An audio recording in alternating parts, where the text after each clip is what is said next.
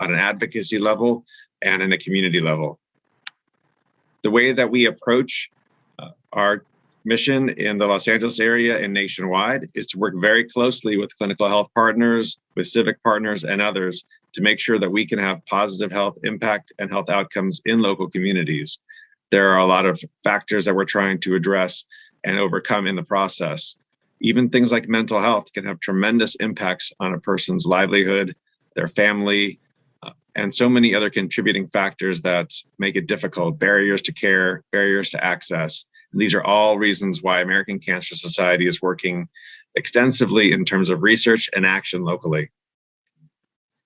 Different types of partners that we work with include federally qualified health centers. These are often the clinics that are in communities that have the lowest income, the highest number of people that are on Medicare, Medi-Cal, the low income and the uninsured. We work extensively with hospitals to provide the guidelines for when people need to be screened, men, women, youth. Things like the HPV vaccine all need to take place through hospitals and health clinics. We work with numerous health plans to make sure that there's insurance available, all types of coalitions and statewide partners. We're working very closely with new partners or stronger relationships with partners, such as our recent example right now with NAACP, trying to ensure that more people do get vaccinated and that screenings and early detection takes place. We are a convener. We are an outreach organization. We guide messaging. We advocate. We are your partner in community. There are a number of programs that we also have been providing and continue to do so. Road to Recovery, for example, was a volunteer-based program that we have been providing up until the pandemic when we were unable to do so. And we're proud to announce a partnership working with the LA County Paratransit, where in the past few months, we've been able to provide 1,500 rides alone. I want to thank you, because at the end of the day, the reason why we're able to do what we do and will continue to do so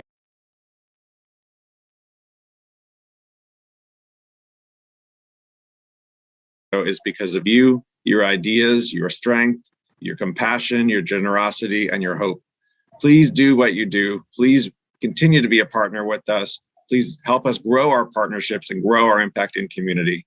I want to thank you so much for your time. Thank you for being a part of a glorious mission where we will save lives, celebrate lives, and lead the fight for a world without cancer. Thank you.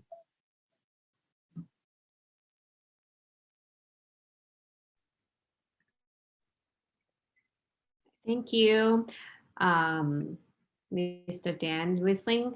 So actually, another feature of today's event is we are streaming live on YouTube. So you can definitely invite your families and friends to support you and participate with us, not just in this Zoom, actually through the live streaming. Okay, and so it's also for me to inform you that today throughout the event, we're recording this Zoom meeting and as well as taking some pictures. So if you have any concern, please let us know on a private message. But I assume that through participating in this event, you waive you've given us the permission to use certain photo and footage of the videos. Thank you. And here, Evan just sent it in the chat. You can use this link or send this link to your family and friends to view this event live on YouTube. Thank you. And without further ado, we kept mentioning our event chair, this contest chair, Dr. Ying Liu, and she will introduce herself and also introduce us today's 3 judges. Let's welcome Dr. Liu. Thanks, Jessica. Yeah, my name is Ying Liu, and I'm a pathologist currently working at the Johns Hopkins from Maryland. Hi, from Maryland. And as Ling mentioned, we started this youth multimedia contest maybe 7 years ago. It started in local event at American Cancer Society Relay for Life in Southern California. I still remember we only have a few teams enrollment at that time. And now it's very glad to see that we get a much bigger game today. So we total have 28 teams from everywhere. We can see from all over the world. So we do have friends, teams coming from Taiwan. We also have friends from Massachusetts, friends from Texas, so and friends from Northern and Southern California. So congratulations on the 20 teams that make it to the final today. And also, it's a great honor for me to introduce our 3 judges today. I'm glad that the judges take their time to participate in this event, and they can offer their expertise from different aspects. So our first judge, I'll let them introduce themselves, so you can get familiar with their voice and you'll hear questions from them. First judge is Dr. Grace Lee. She's a hematologist oncologist from Kaiser. Dr. Lee. Oh, hi everyone. I'm Grace Lee. I'm the medical oncologist working in Bay Area now. And I'm so happy to be here because this is the second time I participate in this contest and very impressive and meaningful. So last time I brought my son here and they also participated in this contest. And yeah, he is also interested in the medical field for the future. But I would say, so all the participants in the past are very knowledgeable and enthusiastic. And thanks everyone bring the awareness to the community and also help the cancer prevention. As an oncologist, I know how important to be the prevention of the cancer is so important. So thanks everyone, and I'm happy and I'd be honored to be here. And yeah, thanks everyone participant. Okay. Thanks again. Thank you, Dr. Lee. And our second judge is Dr. Pagan. She is an executive board member of Los Angeles American Cancer Society. Dr. Pagan, can you talk to us?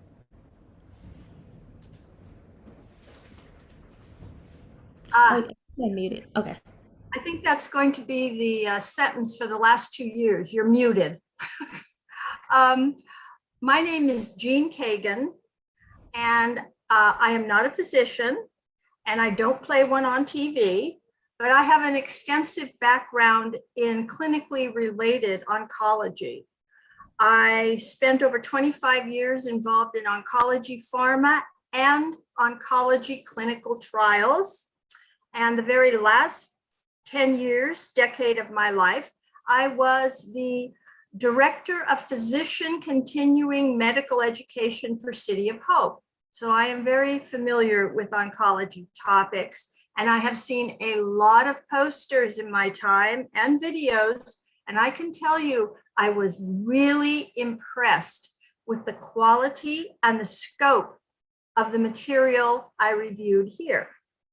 I might also say that I am, as I said, I'm not a physician, but I am an emeritus member of the American Society of Clinical Oncology.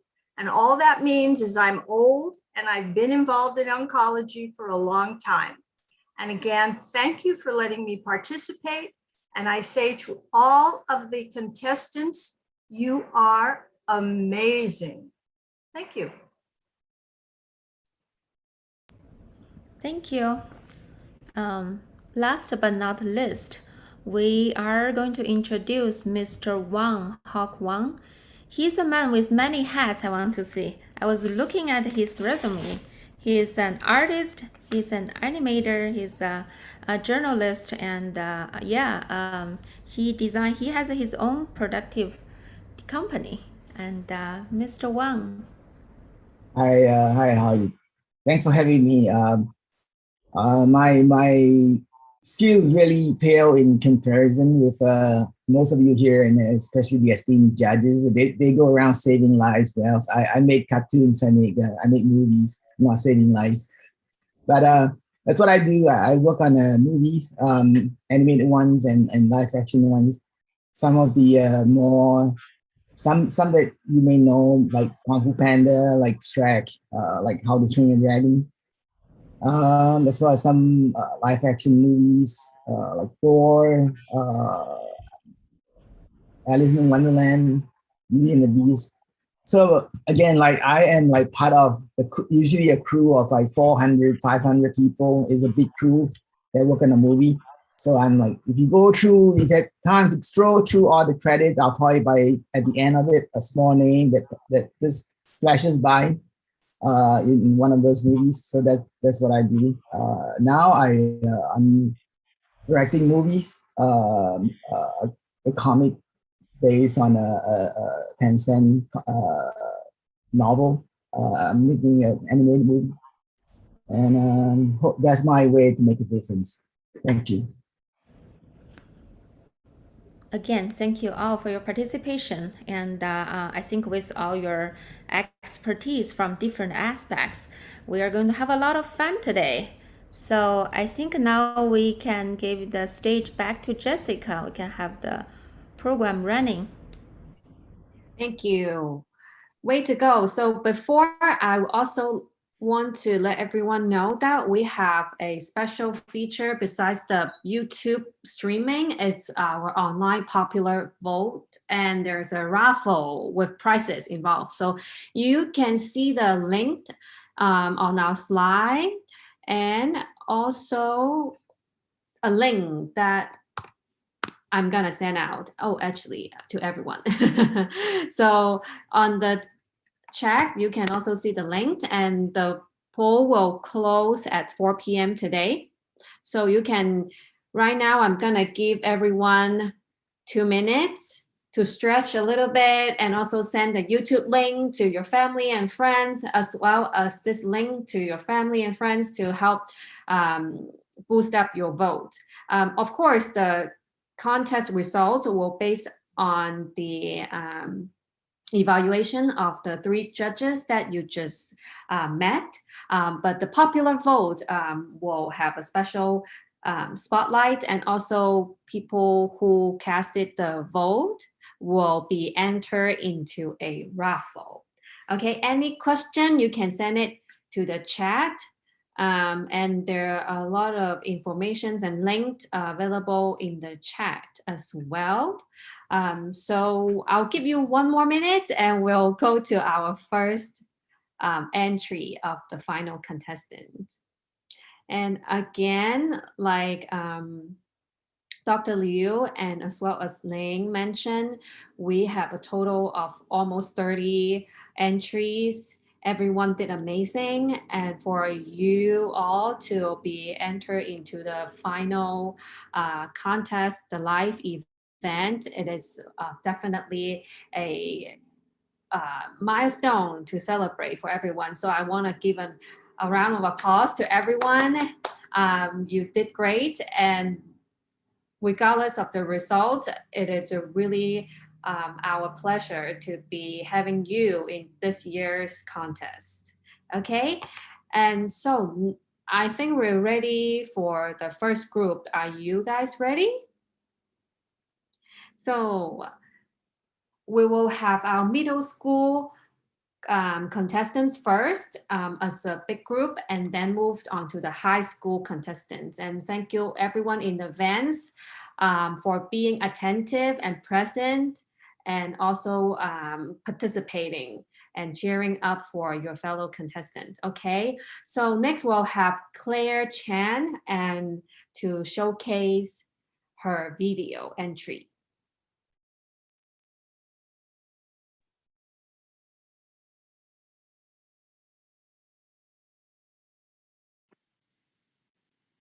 Hello everyone, my name is Claire. Today I'll be presenting healthy living, early detection, as well as cancer prevention. So we have 5 points to address here. First, my grandpa's story. Second, pancreatic cancer. Third, risk factors, diagnosis and treatment, and health tips.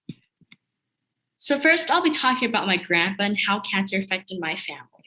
So as you can see, this is my grandpa, and basically, in November 2019, my family was planning a trip to Taiwan because we were going on vacation. During this time, a hepatobiliary gastroenterologist told us that my grandpa's blood test report showed irregular results. So because of that, she recommended that he take an MRI and CT scan. So those scans showed that he didn't have a harmful tumor, and he also went through a biopsy. But the doctor there still felt like my grandpa had some sort of illness. So we went to find another specialist.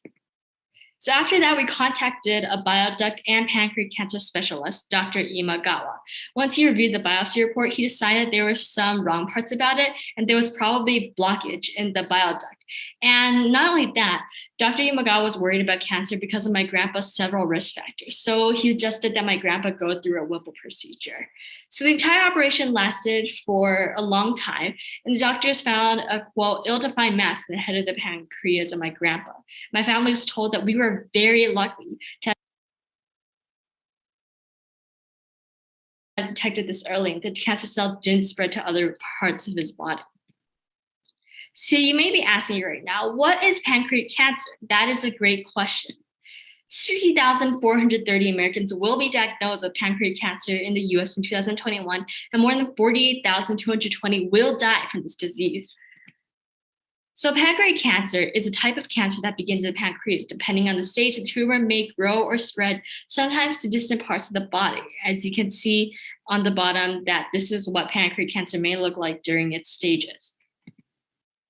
Here are some more numbers. These are the current amount of cases worldwide and also the amount of deaths. And we will also get to the risk factors in the next slide. However, as you can see on the right, that there has been an increase in incidence and mortality of pancreatic cancer. So now we move on to the risk factors. So what are the causes of pancreatic cancer? Well, there are four main causes. We have tobacco use, diabetes, and obesity, as well as chronic pancreatitis. So compared to those who have never smoked, the risk of getting pancreatic cancer for those who smoke is twice as higher. Not only that, we need to worry about diabetes and obesity because those affected by those are more likely to develop pancreatic cancer. Finally, we have chronic pancreatitis, and that is typically found within those affected by pancreatic cancer. Although it's not necessary, but it is a contributing factor to pancreatic cancer.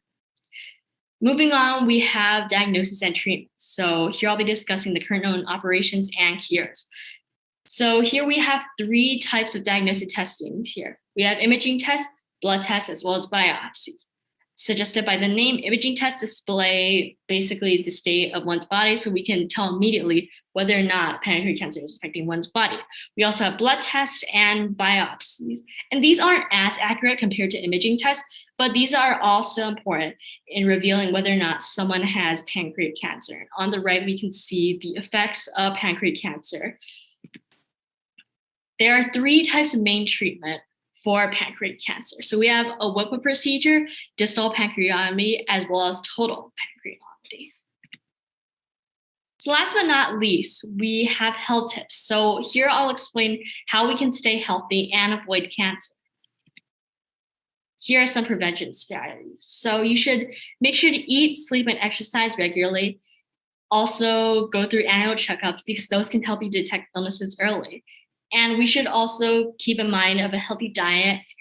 But most importantly, we should stay optimistic and loving of others. Well, we should also be avoiding some things too, such as drinking alcohol, smoking, overeating, and staying up late. Here are some final words. So as scary as cancer can be, one has to stay strong because as you can see, my grandpa, he was weakened by pancreatic cancer. And even if it's not pancreatic cancer, other cancers can affect people in the same way. So therefore, we should all be helping those affected by cancer because they are going through a hard time that we may never experience. And for those that are affected by cancer, that things might seem hopeless right now. But trust me when I say it isn't, because there are others out there who are most likely sharing the same experience as you, and that you're not alone in the fight against cancer, because everyone is here to support you as you battle against this disease, even though everything is, there are many hardships of going through cancer in general. So the important thing to take from this lesson here today is that cancer can affect us all in many ways, but as long as we take the right steps, then we can all be healthy and we can stay safe from cancer. And therefore, I hope you learned that from today. So stay safe and stay healthy, and most importantly, stay optimistic. Thank you.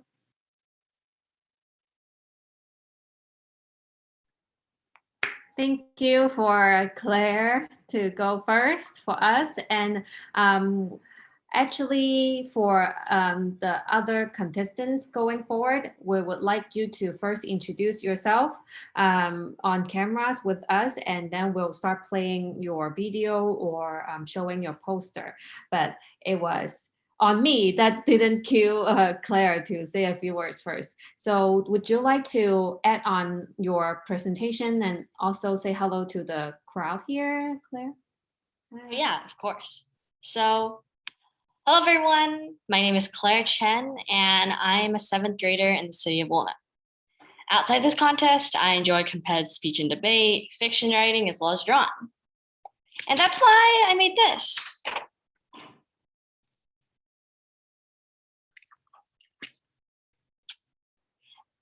As you have already learned from my video, the reason I chose to present on pancreatic cancer is because of my family's personal experience with this disease. But it's not just my family, as the National Cancer Institute in 2021 revealed that the incidence rates of pancreatic cancer have gone up by around 1% each year since 2000. Like a pancreas itself, that stat is a lot to digest. However, there's hope. Because on the day of the registration deadline for this competition, MIT reported that a new immunotherapy drug combo shows early potential for treating pancreatic cancer. I'll drop the link in the chat. It's that hope that makes me so passionate about this topic. Look, you're going to see 19 different entries after my presentation, but I believe there's one thing we all agree upon. We can beat cancer. Thank you for your time, and I hope you enjoy my video presentation. Thank you. I think that actually planned. it went really smoothly. So I'll give it to Dr. Liu and the judges next. Thank you. Yeah, sure. Yeah, Claire, thank you for your very energetic presentation, as well as your very energetic, like a little mini talk. That's wonderful. And especially, I like how you share your personal story, your family story with your grandpa, and the part that shows the full supportive spirit. That's really very wonderful. I have a question for you. I think you provided a lot of information, bring hope of the new drug about pancreatic cancer. What's the most new information you learned while making this video? While making this video, I discovered a lot of new things about cancer that I didn't learn. And I think that going forward from this presentation, you guys are probably going to hear the same thing about how, oh, no smoking or alcohol, no, don't get enough sleep, have a healthy diet. But besides that, I think that I learned that there are other types of cancer besides the typical ones that we've heard of, such as breast cancer or leukemia. And while I was researching for this competition, I just found out many different facts about different types of cancer. And I think that made me more aware about how there's different ways cancer can affect someone. Okay, yeah, I'm glad you learned something new while you made this. Thank you. You're welcome.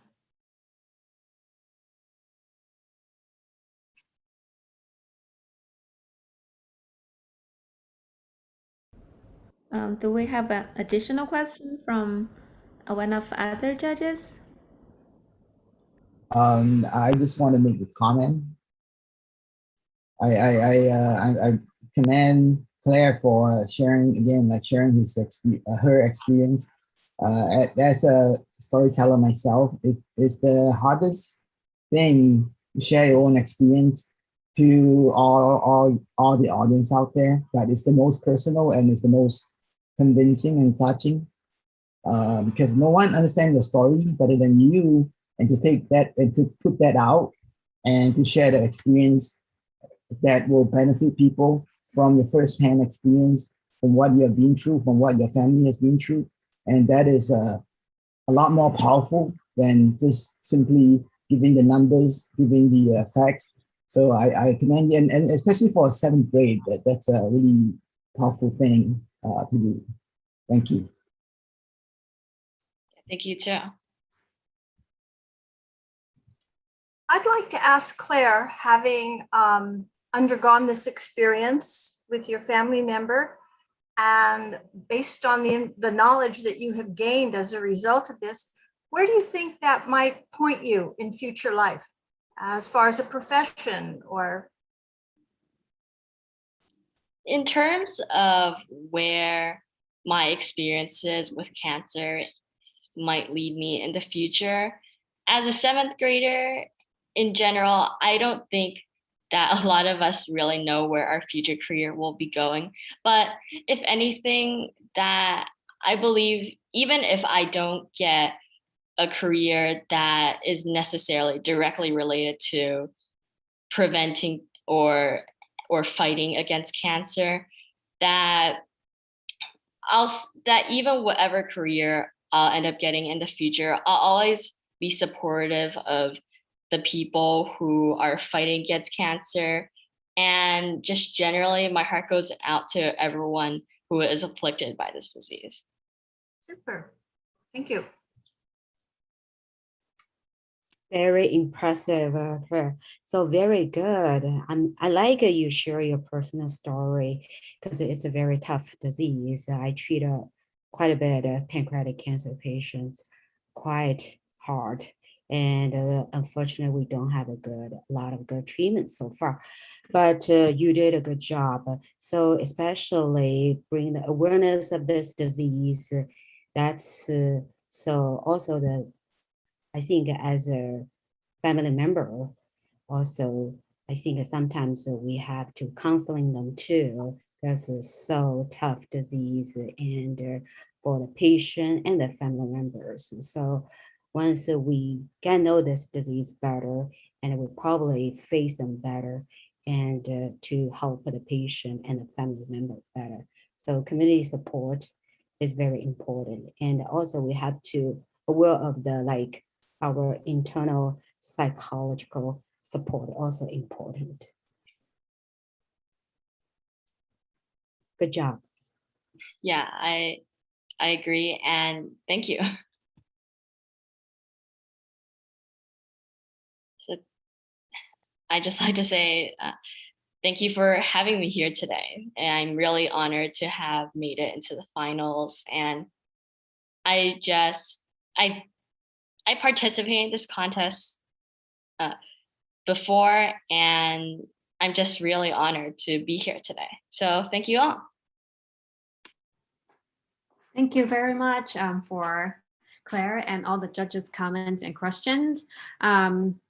We will also have opportunity for other contestants to raise your hand and try if you want to also participate, or you can put it in the chat and we will go back. And next group will be also our middle school group, but they're a group of 3. And we have Emily, Trevor, and Aaron. Are you guys ready? And you can introduce yourself and we can go through the slides with your posters when you're ready. Welcome.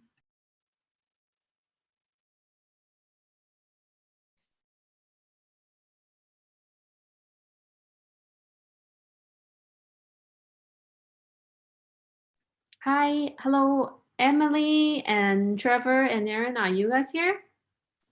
Hi. Hi, Emily. Do you want to introduce your this is your, feel free to introduce your poster and tell us what inspired you to make this poster and a little bit the story behind? Okay, so I'm Emily. I'm from New York City. I'm 11 years old and I'm going into 6th grade this September. I like to draw, and that really inspired me to actually enter this competition. And well, it was really fun to make this. So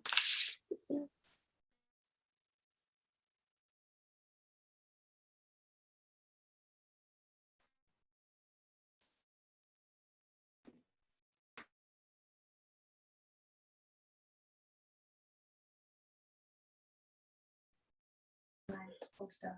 Okay, should I talk about my poster? Yes. Let us know a little bit more about your design and how you come up with this graphic. And as you go later, we also have the judges to ask you some questions. And yeah. Okay, so my poster is showing nutritious foods of different colors that can help fight cancer and also help people stay healthy. It's also known as eating the rainbow. The red part of the rainbow, includes apples, strawberries, watermelon, fruit, and much more. This reduces the chances of getting diabetes and heart disease. The orange and yellow foods in the rainbow include corn, pineapple, oranges, and more. They provide lots of vitamin C and promote healthy vision and cell growth. The green part of the rainbow include cabbage, avocado, broccoli, and spinach. This helps with blood and bone health. Some foods in the purple and blue sections are blueberries, grapes, and blackberries. They protect your cells from damage and reduces the chances of getting cancer, stroke, or heart disease. Healthy white and brown foods consist of mushrooms, cauliflower, and garlic. They also help reduce the chances of getting cancer and support the immune system. You should really try to eat as much of these foods as you can and cut down on unhealthy foods such as soda, pizzas, and pastries. There are many healthier alternatives to these foods. Like instead of drinking soda, you can drink coffee or tea without sugar, or even just water. You can also make homemade pizza with wholesome ingredients and it will still taste amazing. Just a little bit of change will make you and your life a lot better. Healthy foods delay the effects of aging and can even affect your mood positively. Thank you for listening, and I hope you like my poster.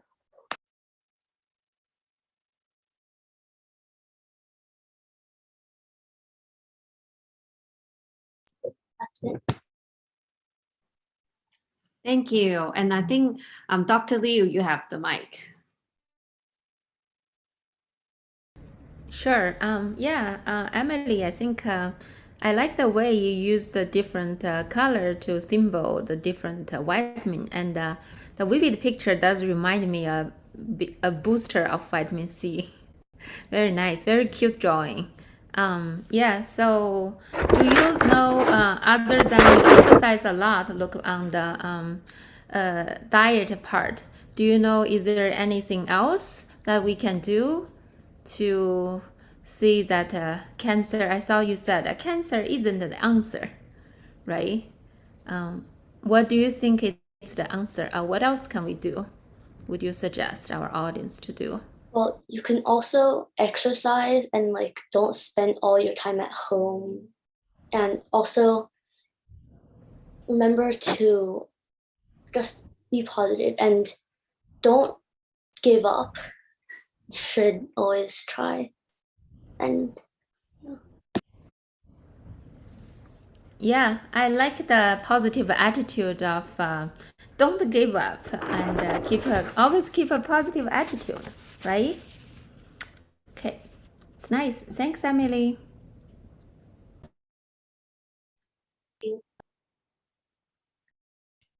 Nice job, Emily. I have a question for you. I know eating right, eating good is good to our body. Do you have any personal experience for these food benefit you or put you on the wrong direction?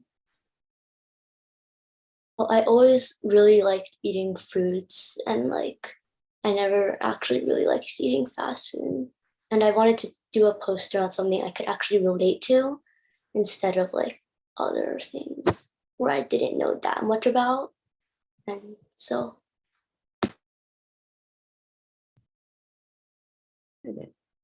And so protein also important to us too. Yeah, fruits are very important, a lot of vitamins, but protein also important to us too. That's good. What I like is Emily's proactive approach to guarding against cancer. I like that she's proactive, not reactive. So that's what I like the most about her poster.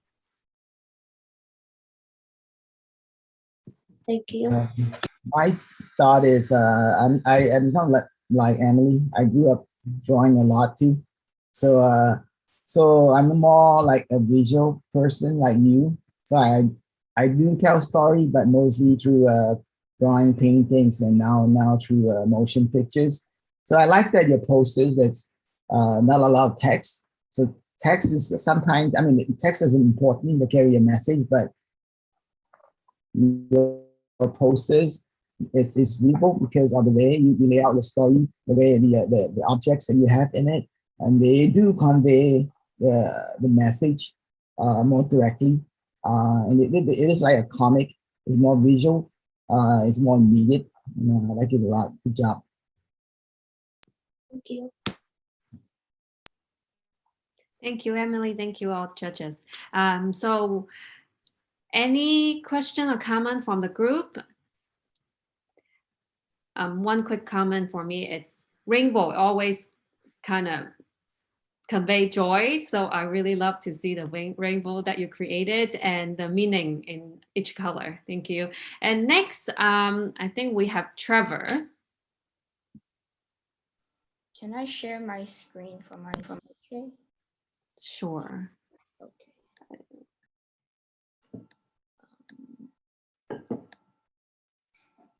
So this is, hello, good afternoon. My name is Trevor Ho, and I will be presenting my artwork to everyone.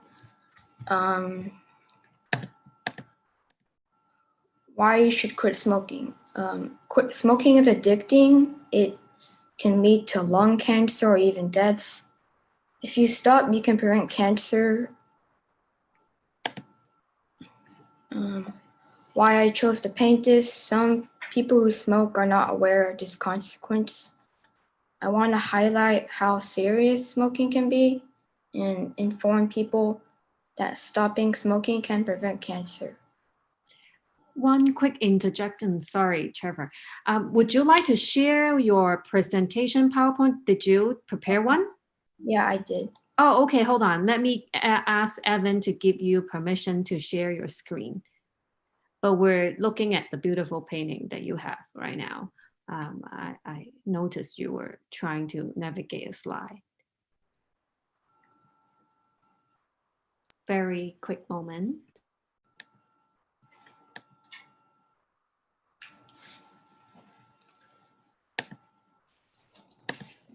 Joanna, could you?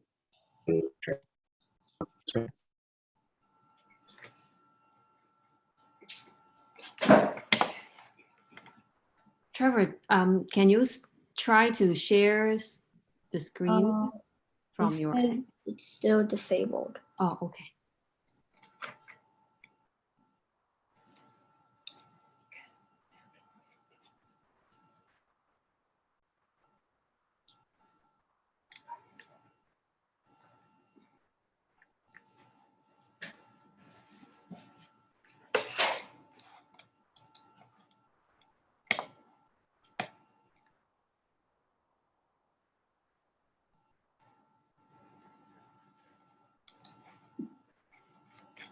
So we're working on it. Thank you for your patience, and just a friendly reminder that for our other contestants, if you would like to share additional informations or slides, you can let us know in the chat so we can prepare to give you the permissions. Okay, you can go right now. Thank you, Trevor. May I restart my presentation? Yes, of course. Hello, good afternoon. My name is Trevor Ho, and I will be presenting my artwork.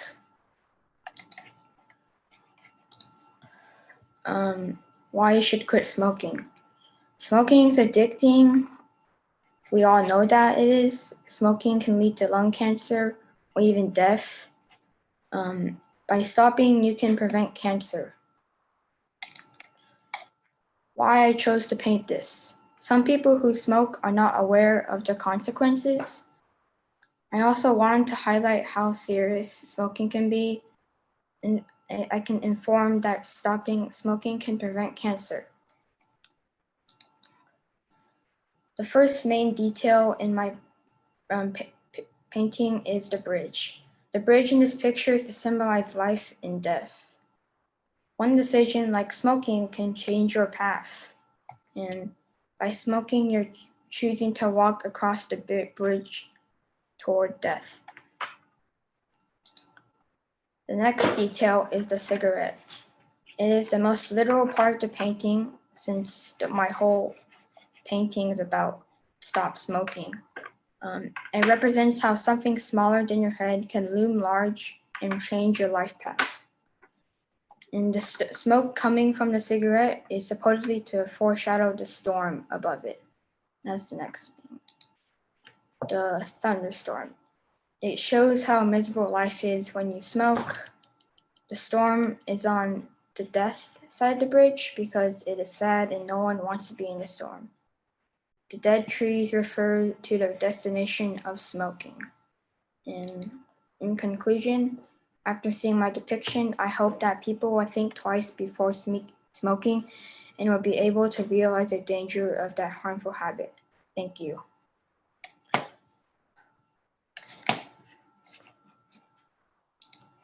Thank you, Trevor. Thank you for staying calm and composed while we're figuring out the technical difficulty. And we sure enjoy your presentation and your painting and the meanings behind. We'll give it to the judges and Dr. Liu.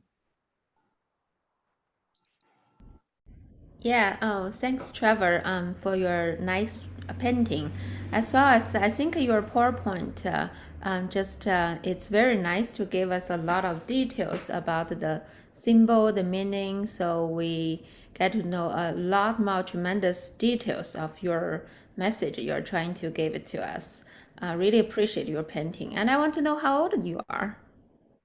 Do you want me to talk about why I painted it or just? Like which grade, how old you are? You're a middle school student, right? I'm in 7th grade.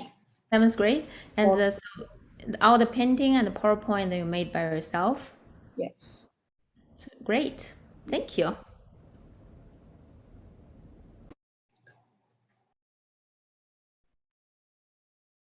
And my thought again is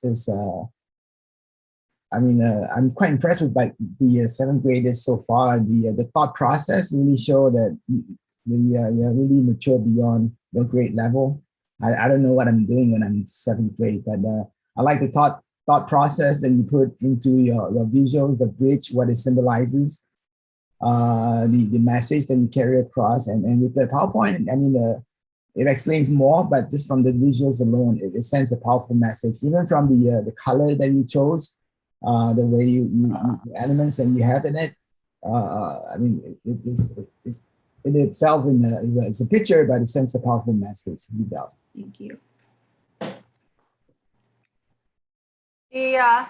The symbolism, Trevor, that is in that piece of art, which is what it is a piece of art, is really impressive. And when you started your PowerPoint and started describing all of that as you walked us through it, the power of your piece just was really so impressive. Thank you very much, Trevor, for sharing that, really. Yeah, same here, because I reviewed all your poster before I joined this. So yeah, I wasn't like, sure, I get all your ideas for your presentation. And now I really impressed because you give us like the path. For one side is the green glass, the other side is the death path. So very impressive, very good painting. Thanks, Trevia. Thank you so much. Trevor, I have an additional bonus question for you.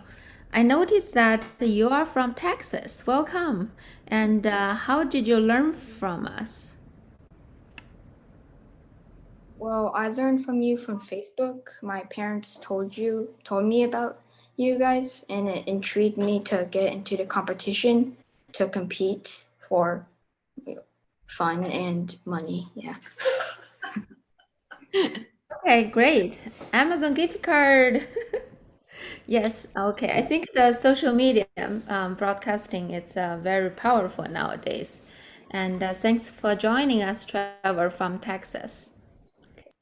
Definitely. And thanks for your parents for motivating you and spreading the word. And I think that means our hard work paid through. And for all the contestants this year, when we have it again next year, you'll be our ambassadors to let more people know around US and also around the world to participate, hopefully to spread the positive message and to encourage everyone. So next up, we have Aaron. Are you ready? Yeah, I'm ready. Okay, great. I think we'll spotlight you. Okay, so my name is Aaron Chai, and for my poster, I drew a girl who is a survivor of breast cancer because of the pink ribbon around her head. And she's playing tennis and hitting the ball out of the court. Inside the ball are the causes of breast cancer, and there includes alcohol use, late pregnancy, obesity, radiation from the sun exposure, fatty foods like hamburgers and fries, grilled food, late age of menopause, old age, relatives, or family history with breast cancer, basically your DNA, and just being a female increases your chance of having breast cancer.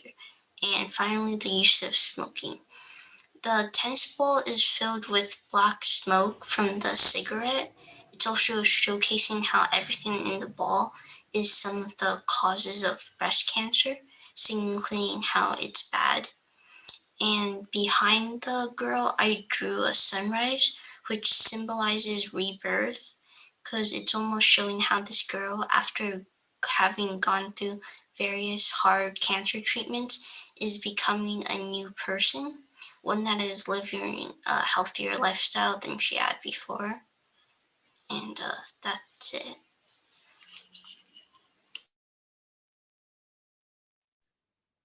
Thank you, Aaron. It's our panel time, Dr. Liu and judges. Yeah, so Aaron, thanks for the many details in behind the pictures. And also, I like how you put the pink rainbow, as a symbol for the breast cancer, into the tennis girl's hairband. That's a very nice combination. I really like that. So, do you play tennis, Aaron? I don't right now, but I used to when I was younger. Yeah, I wonder that's why, is that the reason you bring the tennis girl in the picture? Thank you. I like your drawing. Thank you.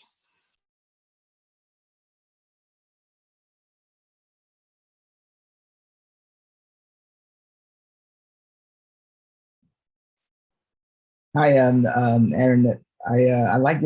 I do watercolors too. I like the way you do your paint your watercolors. Is there a reason why you chose watercolor and how you chose watercolor to paint this topic? Is there a reason that you chose the medium? There really wasn't a sort of idea for how I wanted my piece to be, but for the tennis ball filled with the dark, I wanted to add some color to each of the individual causes of breast cancer first, and then use like a black watercolor to escape it to cover it up. So that's kind of why I used watercolor. I like that usually watercolor. Most watercolor has a more optimistic feel to it. That's to me. It is less less dramatic, very subtle, and I think it suits this theme for a heavy subject. Thank you. I like the fact that she's taken some control, and by batting all these bad things away, it's like she's taking control of her life again now that she's pushed all of this badness of cancer out of the park, as you said. I like that message very much. I thought it was very clever. Same here. I think a very clever idea to control the ball, all the risk factors, and you can include all the risk factors in one small ball. That's very impressive. Erin, what make you choose this breast cancer topic? Well, no one in my family had breast cancer before, but some of my mom's close friends had it, so I heard about it often. So that's why I decided to do breast cancer. Right, that's the most common cancer. Yeah, here and the whole world. Yeah, very good. Congratulations, good, nice job. Thank you, everyone. And before we move to the high school groups, just want to open the floor to every contestant. If you have any comments or questions for previous 1, 2, 3, 4 contestants, make sure I'm not missing anyone. And Erin, would you like to let us know which part of are you from? I'm from San Jose, California. Okay, close to me. Okay, so well, just a couple middle school contestants that we have was from over the United States, and I think we also have other geographic areas later on. And for me, I'm like, oh, did I ping something like that when I was younger? I'm so impressed and really inspired, truly. If we don't have any questions, we can move forward to the next segment. And now it's looking at the time, 2:05. We're doing good. And just to remind everyone to stay hydrated, it's now a good time to get your cup of tea or water or anything. And yeah, so as you can see on our slide here, we have the high school video final contestants name on here, so you will be able to know when it's your turn. I see that we have some individuals, also some coming in as a group. So by now, hopefully you know the flow. Will open up the mic or camera for you to introduce yourself, or you would like to actually show the artwork first or simultaneously, up to you. And if you would like to request permission to share your own screen and control your slide, you can let Evan know in the chat, and he will give you the permission. And don't forget, we're streaming online on YouTube, as well as having the popular vote functions with the link. Okay, so next up we have Hannah. Are you ready? Hannah, if you can unmute yourself and we'll spotlight you. Okay.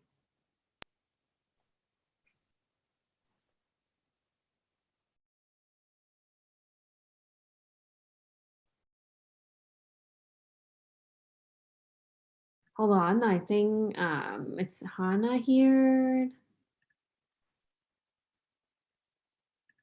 Or Do we have her artwork? Oh, I think it's a video. So we need to show her video.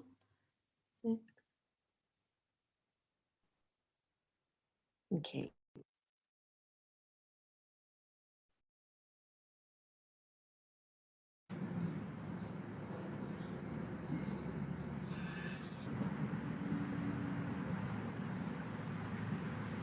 You, what are you doing?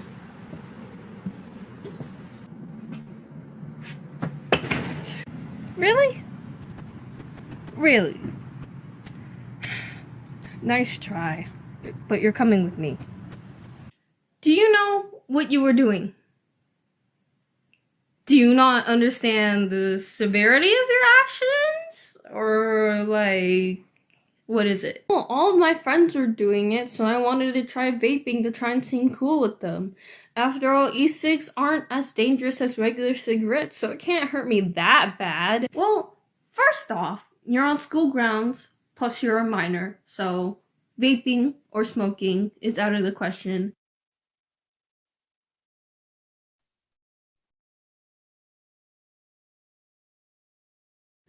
Secondly, you're very wrong about e-cigs not being as dangerous. You're at as much of a risk as anyone who smokes regularly. Risks? I wasn't aware there were risks. Well, by vaping, you're inhaling nicotine, ultrafine particles which go deep into your lungs, diacetyl, which is linked to lethal lung diseases, benzene, which can be found in car exhaust, and heavy metals such as nickel, lead, and tin. Wait, are you serious? I've been putting all that into my body. But I don't get a metallic taste. In fact, I get to choose my own flavors. My favorites are cool mint and watermelon. Nope, everything I told you was just true. It may taste good, but you're just tricking yourself into thinking it's completely harmless. I had no idea. Well, not only that, but that vape you're holding, it has a possibility of exploding in your face and give you burns because of defective e-cig batteries. It's been known to cause fires and explosions, sending people to the hospital with serious injuries and wounds. You're kidding, right? I don't even want to touch this after hearing all those potential problems. Please tell me there aren't any more. I'm afraid there are more, but if you're scared, we don't have to continue. I mean, I'm already this far in. How much worse can it get? Much worse, I can assure you of that. Well, great. Let's get to it. Wait, are you being serious? That was sarcasm. Well, seeing as you're a young adolescent, vaping and smoking has a much greater impact on you than it does for a grown adult. I mean, I would have thought it was the other way around, though. Brain is still developing and learning new things. Becoming addicted to something like vaping is like learning in a way. It also messes up your synapses, which controls your attention, and how you remember things. Synapses? I've heard of that before, but I don't really know the meaning of it. Well, your synapses, like I mentioned previously, are how your brain remembers things. So whenever you learn a new skill, or you teach yourself something, those strong connections are called synapses, which is how your brain registers information. Is there a way that I can stop vaping? Because whenever I try and quit, I always find it really hard and I end up vaping again, no matter what. It's hard at first, yes, but there are ways that you can try and drive off the impulse to vape, such as chewing gum or using an inhaler. There are also multiple resources that you can use to seek aid if it really comes to that. Thank you, this was very informative. I'll probably help my friends try and quit themselves. I'm not gonna vape anymore. Bye now. I'll be keeping a close eye on you, but I'm also rooting for you. You got this.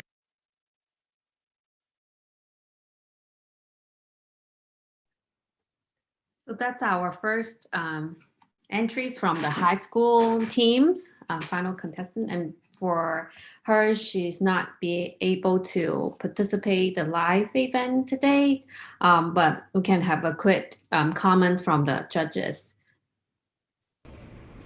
Yeah, I can go first. I think Hannah's work she demonstrated. Looks like it's a two characters by one actor style, right? If I'm not mistaken, yeah. So I think it's very unique, and I can see that the video is whimsical and but as sincere at the same time. So I can see she took the time organizing her research and composed her scripts pretty nicely. Yeah.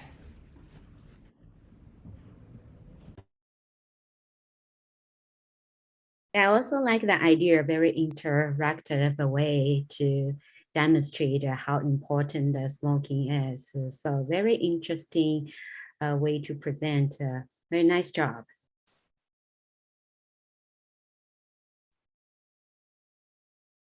So I have the same thought too. I like Hannah's way of telling an important message, but with a touch of, in a sense of humor that usually is able to better engage your audience. Oh, it's a funny video. No, it actually has an important message, and people tend to register the message more if they're engaged in the story. In this case, it's a video, quite nicely performed by one person. Too bad she's not here. I have a couple more questions for her too.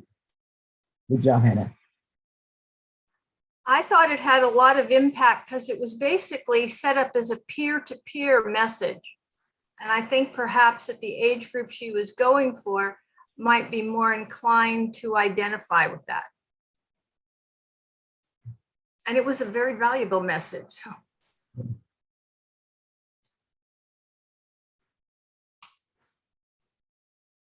Thank you, everyone. And any comment from the group? We can also keep it in the chat as well. So next, we will have, and Sophia just pop up an info on the chat too, if you want to get more insights about like e-cigarette and vaping. And I think we have a campaign going on. And last year, remember, we have some really interesting and awesome entries also on this topic as well. And next, we will have Madeline and Devon up. Are you guys? Hello. Hi. Okay, we know who to spotlight. Go ahead, you have the stage. Hi, my name is Madeline. And I'm Devin. So for this project, we wanted to research some of the most common types of cancer, those being prostate, breast, and colorectal cancer. In this video, we discuss the symptoms, different types of each cancer, and prevention methods for each of these diseases.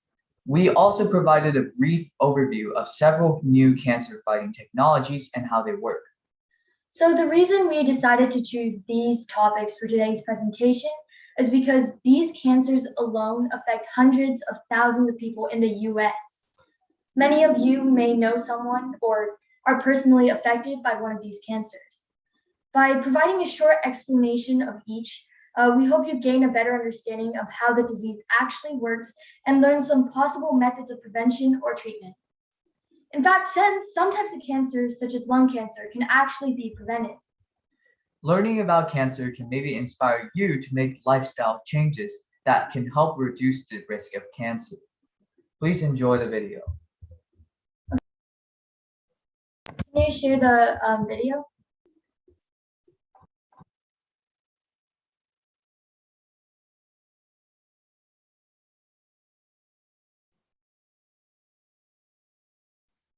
Hello, today we'll be talking about cancer. So what causes cancer? In its simplest terms, cancer occurs when body cells grow uncontrollably and spread to parts of the body.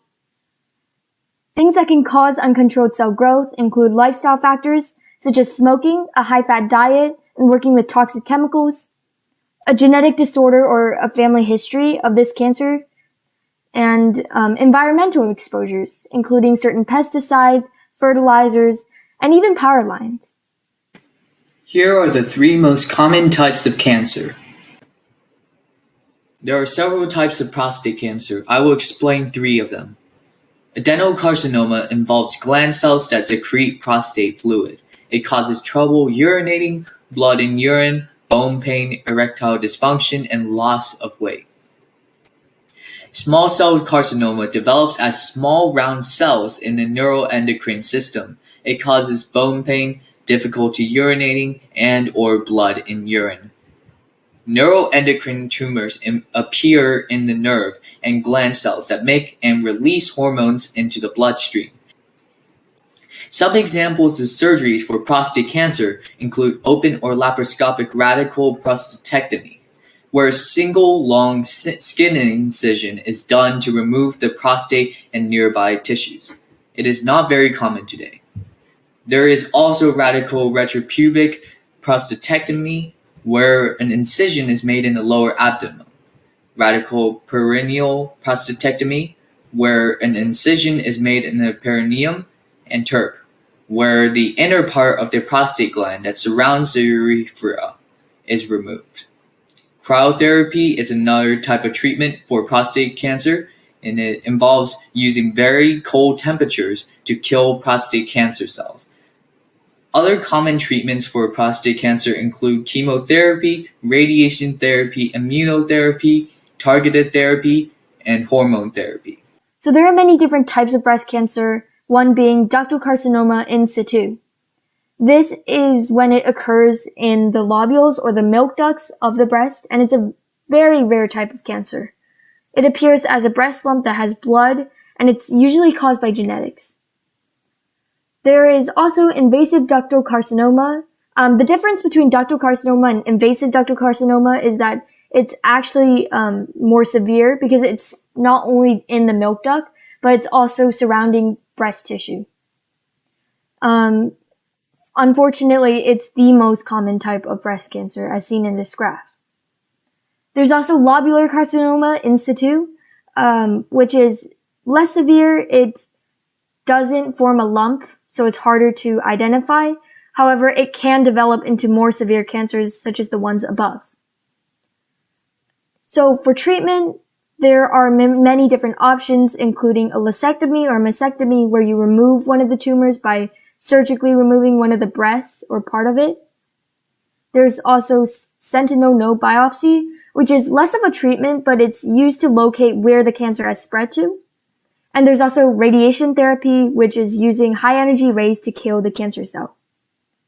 Fortunately, there are many new cancer technologies, as well as already developed technologies that can counter cancers. One of these technologies is immunotherapy. Basically, it's helping your immune system fight cancer. The immune system's job is to identify and destroy foreign objects in your body, including tumors. However, in some cases, cancer cells can bypass the immune system by having genetic changes that allow them to be less visible for the immune system, or even have proteins that allow them to turn off white blood cells. There are many different types of immunotherapy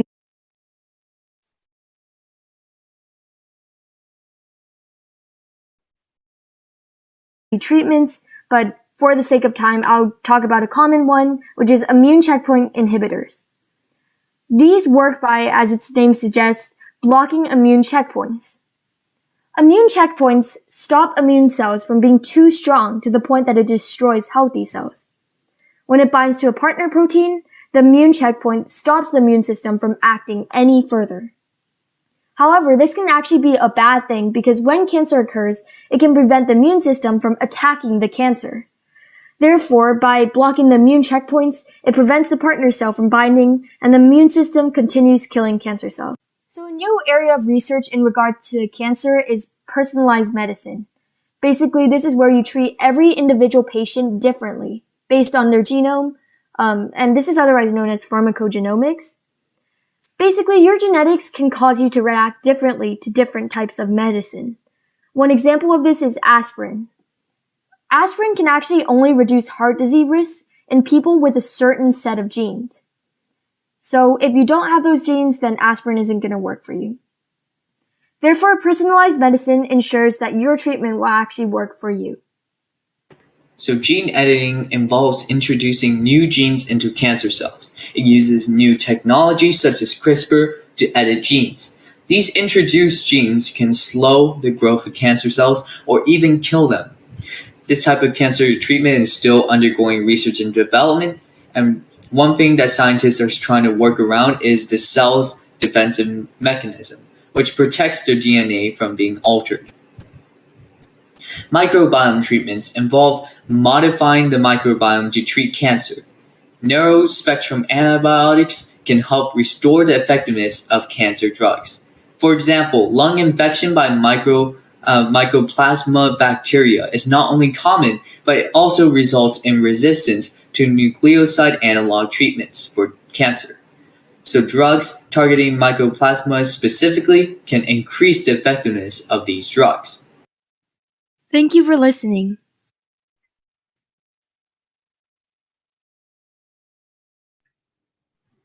Thank you both. Thank you, Madeline and Devon. So professional. Well, Thank you. the rest of the comments to Dr. Liu and the judges. Yeah, I think it's a wonderful information, as Jessica mentioned. It's very informative.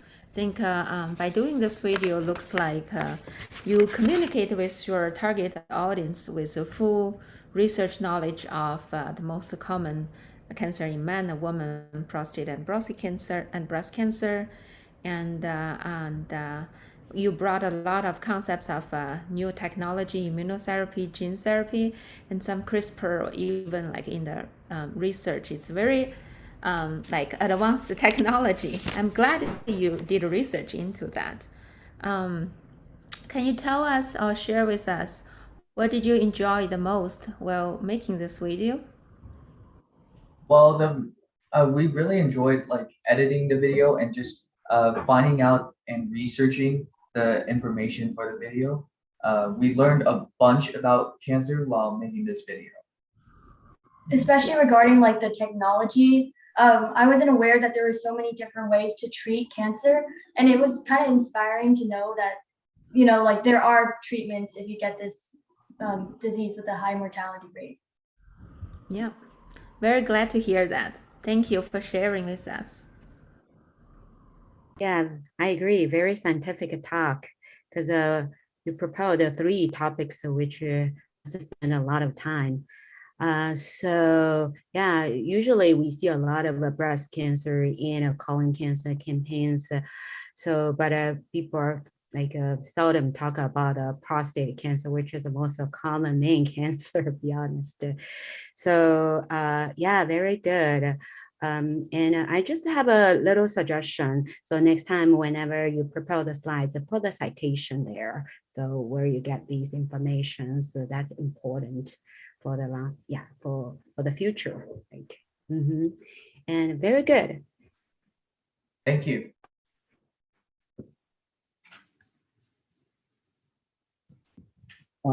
My thought is this a lot of great information. I mean, you must have liked the research and look into a lot of research to gather that amount of information. I can't even pronounce a lot of the words in there. So it's a good job. Just doing the research and understanding them and presenting it to the audience. Definitely a lot of useful info that I probably will go back to look at it again. With all the different research you've done on different cancers and rather than going myself, like spending hours, I have like everything I probably need to know in like 5 minutes. Same thing. I mean, if you were to, I mean, it's a little harder to deal with a really big topic, maybe find ways to make it interesting, a little sound effects, make it more interesting. But I mean, it is great info, and it is, people will see that it's great info, and I will go back and look at it again. Good job. And like my compatriots, I too found your discussion of the newer therapies, the snapshots of them, really intriguing and give a lot of information in a very succinct manner. Thank you. Thank you all. Thank you both. Did a really great job. So for now, we're almost at 2:30. We'll have the next contestant, I believe it's an individual contestant. Madison, you here? No. I think Madison has a pre-recorded. Okay, let's show Will.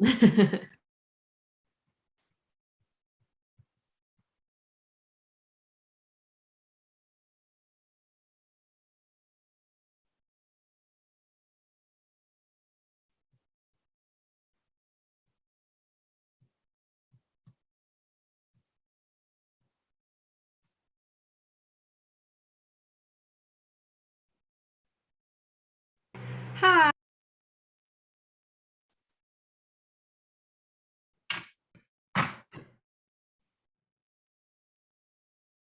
Hi, my name is Madison and my video is about melanoma. Unfortunately, I'm unable to zoom in with you all, but nonetheless, I'm super excited to share my video. I decided to choose melanoma because it is a very dangerous type of cancer that is often overlooked or not widely talked about. Especially since the skin is the largest organ of the human body, I wanted to create an engaging video that explains melanoma. The process for creating my video was tons and tons of research. I also communicated with my biology teacher at school, as well as my parents for information on melanoma. Once I got the necessary information needed, I filmed the video and edited it using iMovie. It was a lot of fun learning about melanoma and working towards something I'm very passionate about. Thank you so much, and I hope you enjoy my video.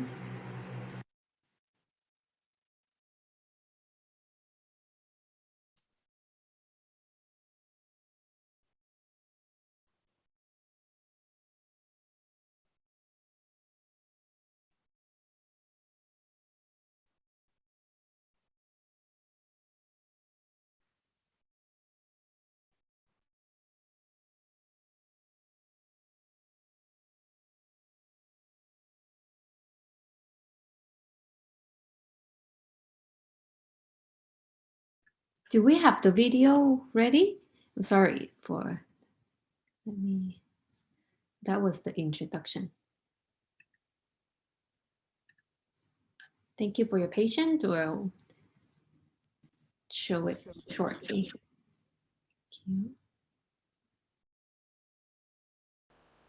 Sorry for the technical difficulty.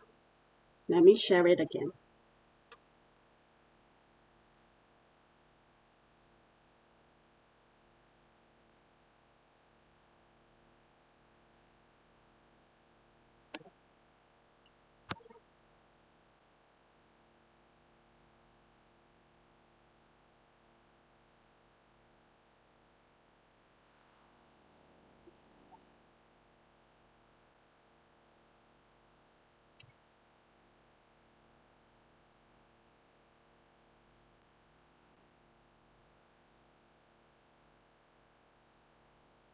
Skin cancer.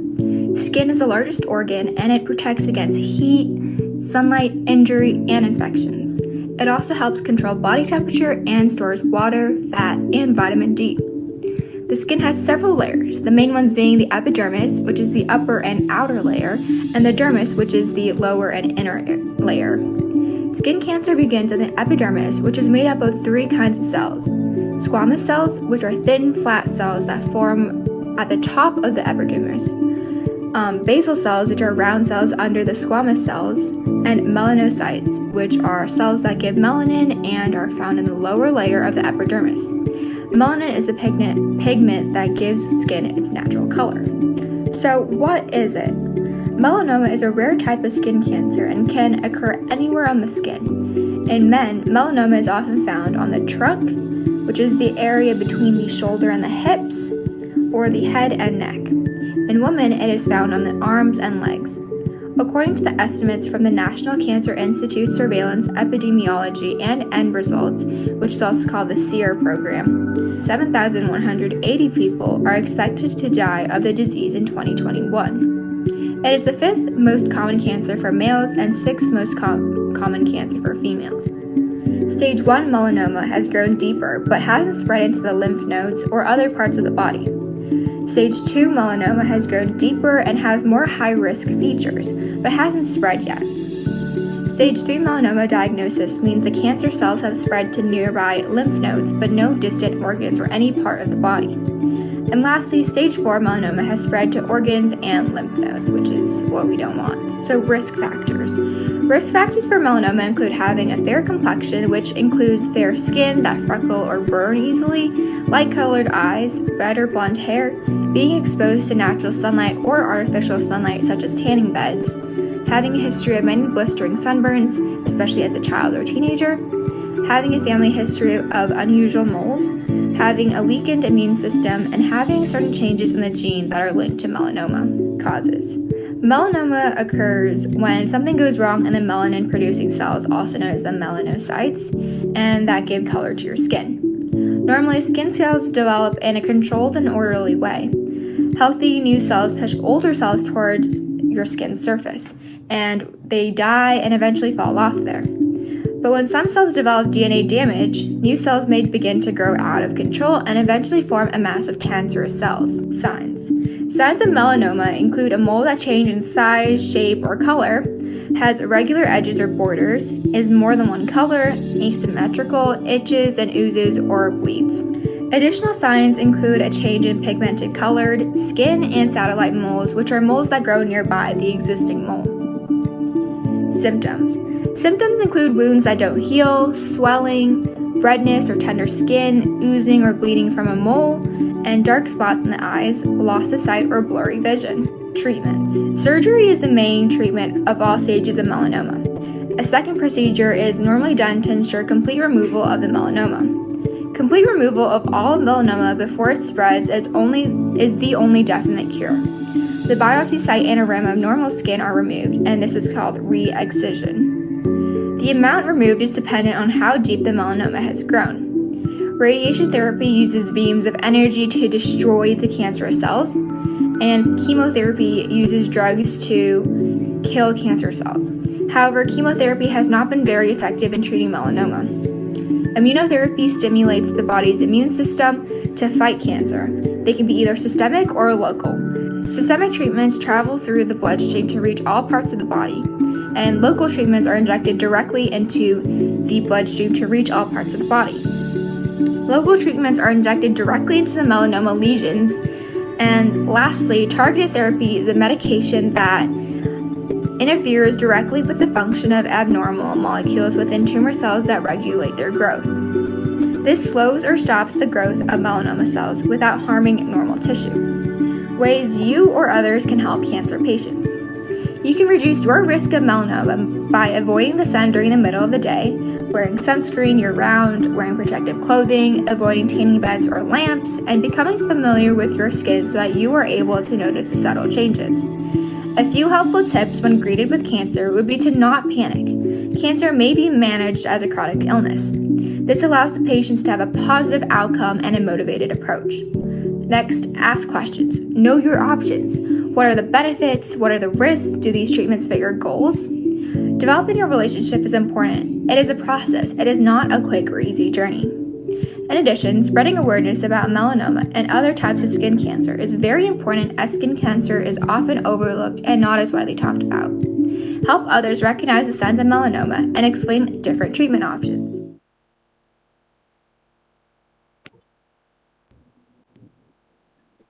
Thank you so much, Sophia, for putting on the videos from medicine, and our judges and Dr. Liu can have your comments.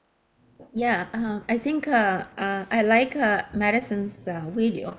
From a video point of view, I think she incorporated the sound, the animation, the words are very clear to read, and I think it flows very well. And in terms of, I think the information she carried in her video is very accurate. And also I paid attention to her pre-recorded video. She mentioned that she chose this topic and then she went to her biology teacher. So I really like the aspect that this triggers their doing more research, more interaction with their teacher, and to find more information once they have the question in mind. Yeah.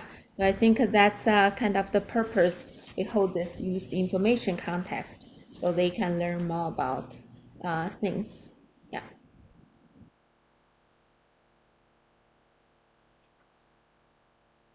I like the effectiveness of the little PSA in addressing a very serious problem, and the information it's I think there's a lot of information, but it's not hard to understand, especially for a 5 minute video, and she incorporated some humor, some comics in it, and then it's funny on the I can't help but laugh at the Sun Cannon comics. I mean, I wish they were original, but not. But it's effective and it's enough to convey the message. And the materials you had in it, the way she cross cutting with herself and the materials, the simplicity of the graphics is very effective. So I really like that too. Yeah, I agree. So medicine includes all the information from the basic science, risk factors, and how we treat it.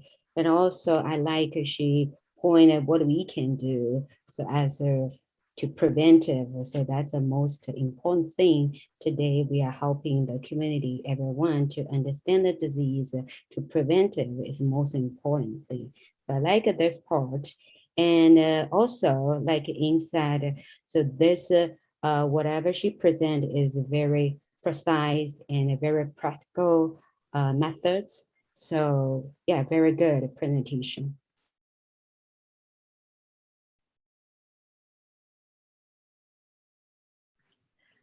Sorry, Dr. Hagen, you're muted. I'm sorry. I thought it was a really marvelous presentation. I like the flow.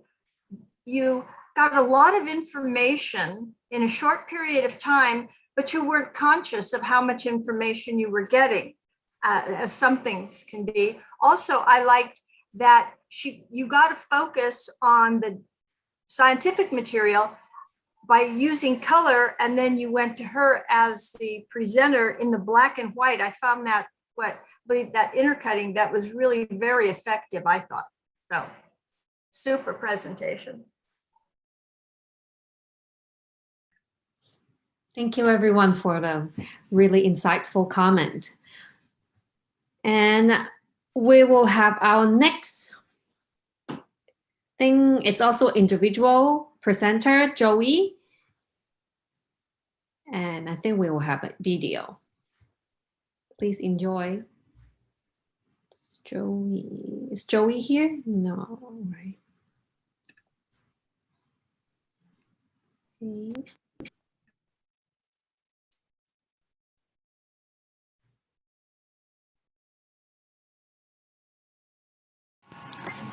Hi, my name is Joey Lin. I am from Diamond Bar High School from the city of Los Angeles.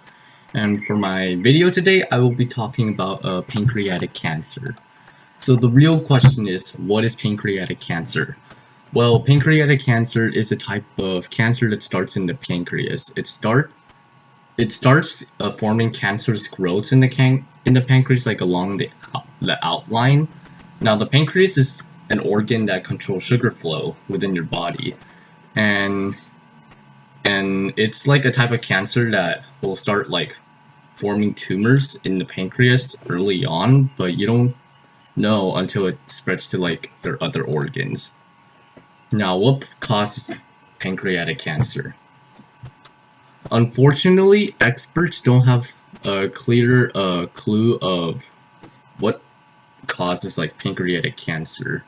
However, there are some hypothetical theories that can lead to pancreatic cancer, which is smoking, doing drugs, not having a healthy lifestyle, or that your cells can develop like a mutation in their DNA. So that means it could like appear randomly. Now, what are the risks that may lead to pancreatic cancer? Some studies have shown that there are some causes that have led to pancreatic cancer, and those causes are smoking, diabetes, swelling in the pancreas, family history of pancreatic cancer, obesity, age, and mutations in your genes.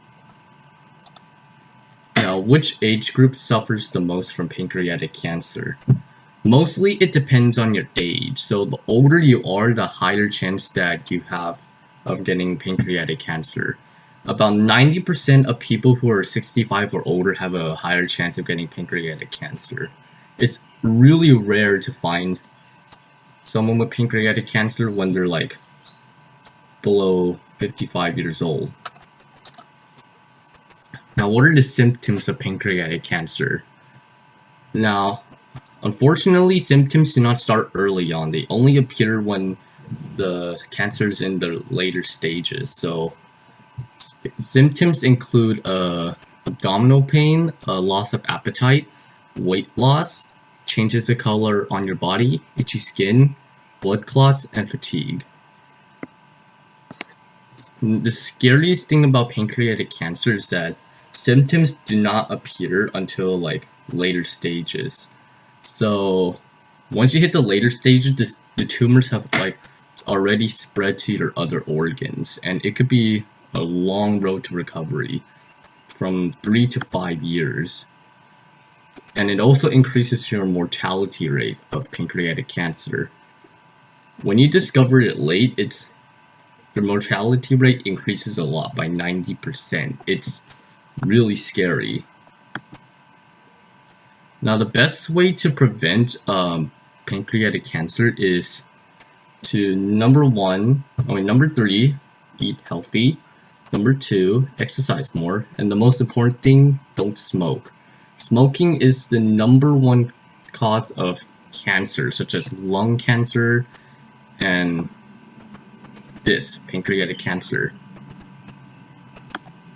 Now, what are the possible treatments for pancreatic cancer?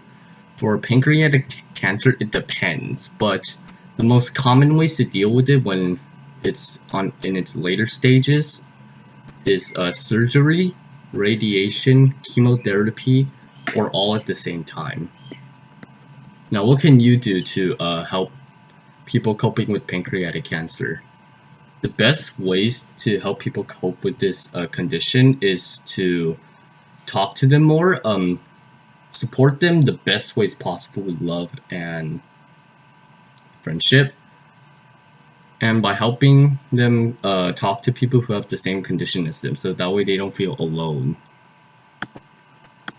Now, the reason I wanted to do this presentation is because I got the idea from like an anime that I watched called I Want to Eat Your Pancreas, which is a movie about a high schooler who's dealing with this condition, and she wants to spend like the rest of her time with like someone she's trying to help while living with this condition. So it's a really good movie. So watching it made me realize that there are some young people who can actually deal with this, and I want to like spread the word about what this deadly cancer can do to you. Thank you for watching. Have a good day.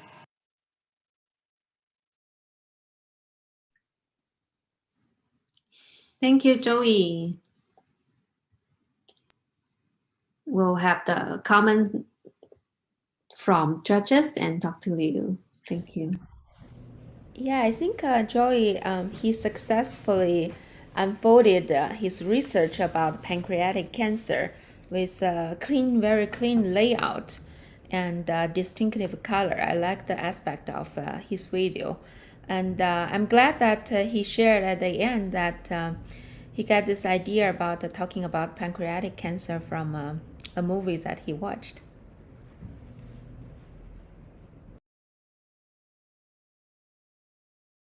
Right. I like that he appeared to annotate his resources for his data right at the beginning of his presentation on his first slide. I thought that was rather thorough.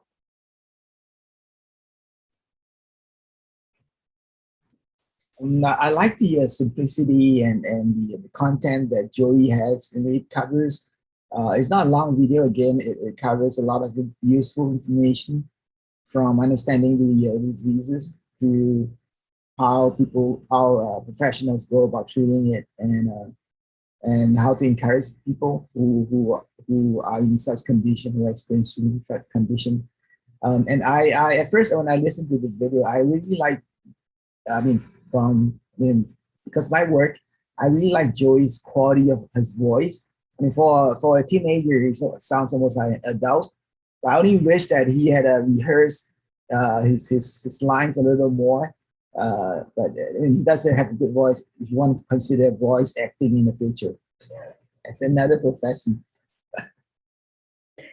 Yeah, right. So he presented it in a very nice way. And I like it. He learned something from the anime he watched. So that's very impressive. And like I mentioned earlier, pancreatic cancer is not easy cancer. So I'm glad that people are aware of more and help support more for the patient and the family member.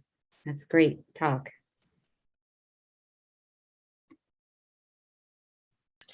Thank you, everyone. I think we are almost at the end toward the section of videos. And next, I would like to introduce our special team from Taiwan, as I learned.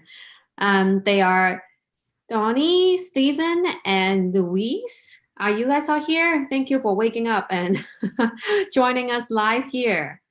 If you are here, if you can unmute yourself and say hello so we can spotlight you before we go on. Thank you so much. 谢谢. Yeah. Hi, I'm Louis. Hi, I'm Donnie, and I'm a 11th grader from Taiwan. Hi, I'm Steven. I'm a junior. I'm also from Taiwan. Hi, I'm Louis, and I'm also a junior from Taiwan. Okay, so we choose this topic because 3 of us are big Marvel fans, and as you know that the actor of Black Panther, Chadwick Boseman, was dead last year because of the colon cancer. And so in the US, colon cancer is the 2nd leading cause of death. And also in Taiwan, the number of deaths caused by colon cancer was 3rd highest. So we want to let more people know about this cancer.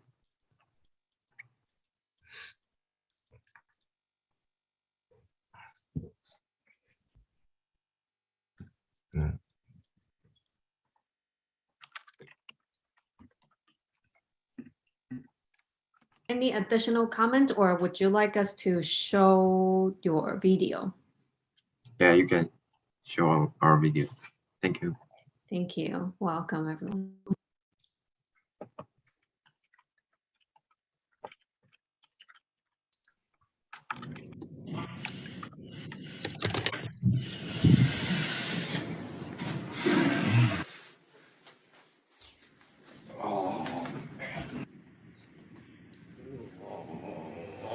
Hey Steven, what's wrong?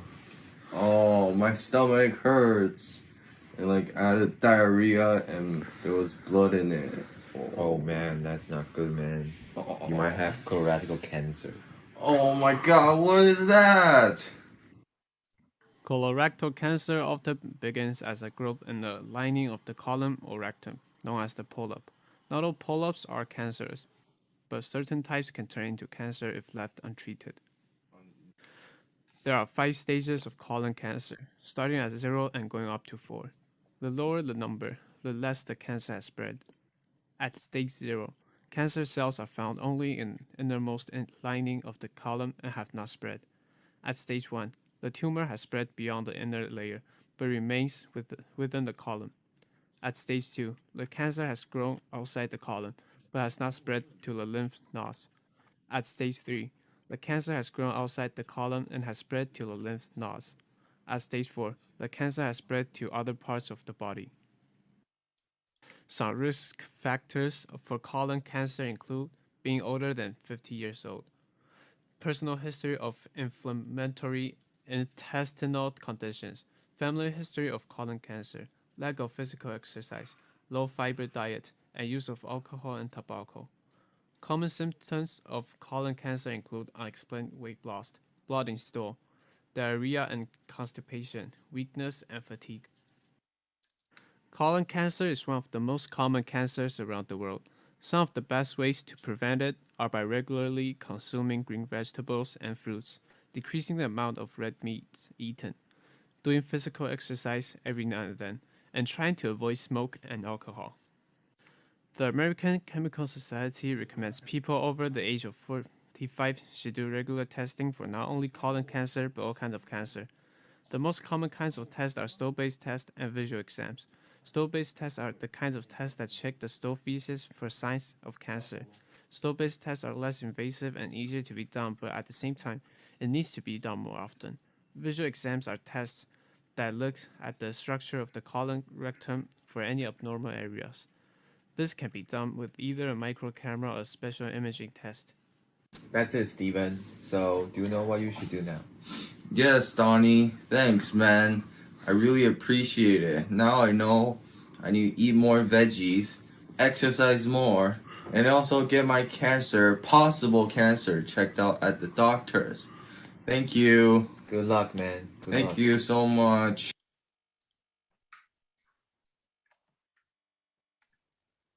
Thank you for the video and your introduction. Any additional comments before we go into the judges panel? No? Okay.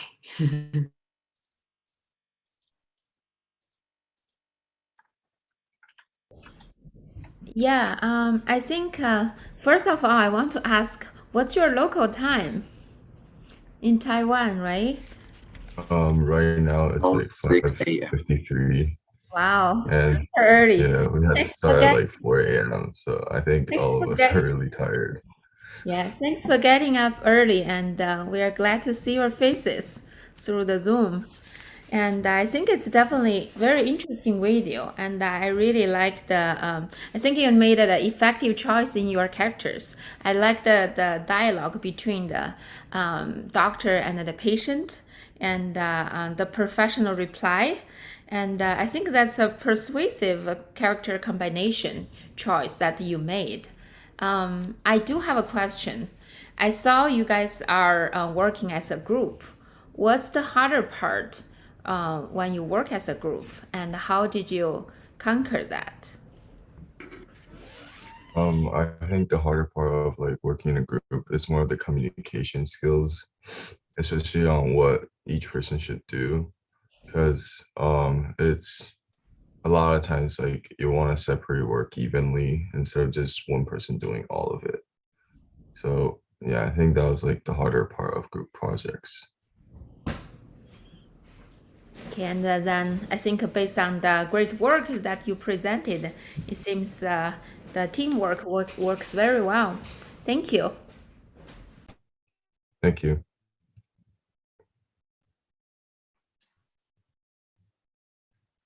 First, I thought when I heard Steven, I thought that was Vin Diesel talking just because of your low voice. No, I like the video, and I have a question: why you decide to have you guys acting and to incorporate more presentation style of the video presentation? Why did you guys decide to do that approach?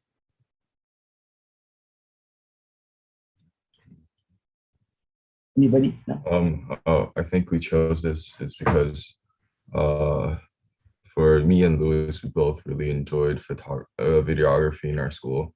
So we had like this great chance of just like trying to do the best we could. And then also we like combined with the form of presentation wise.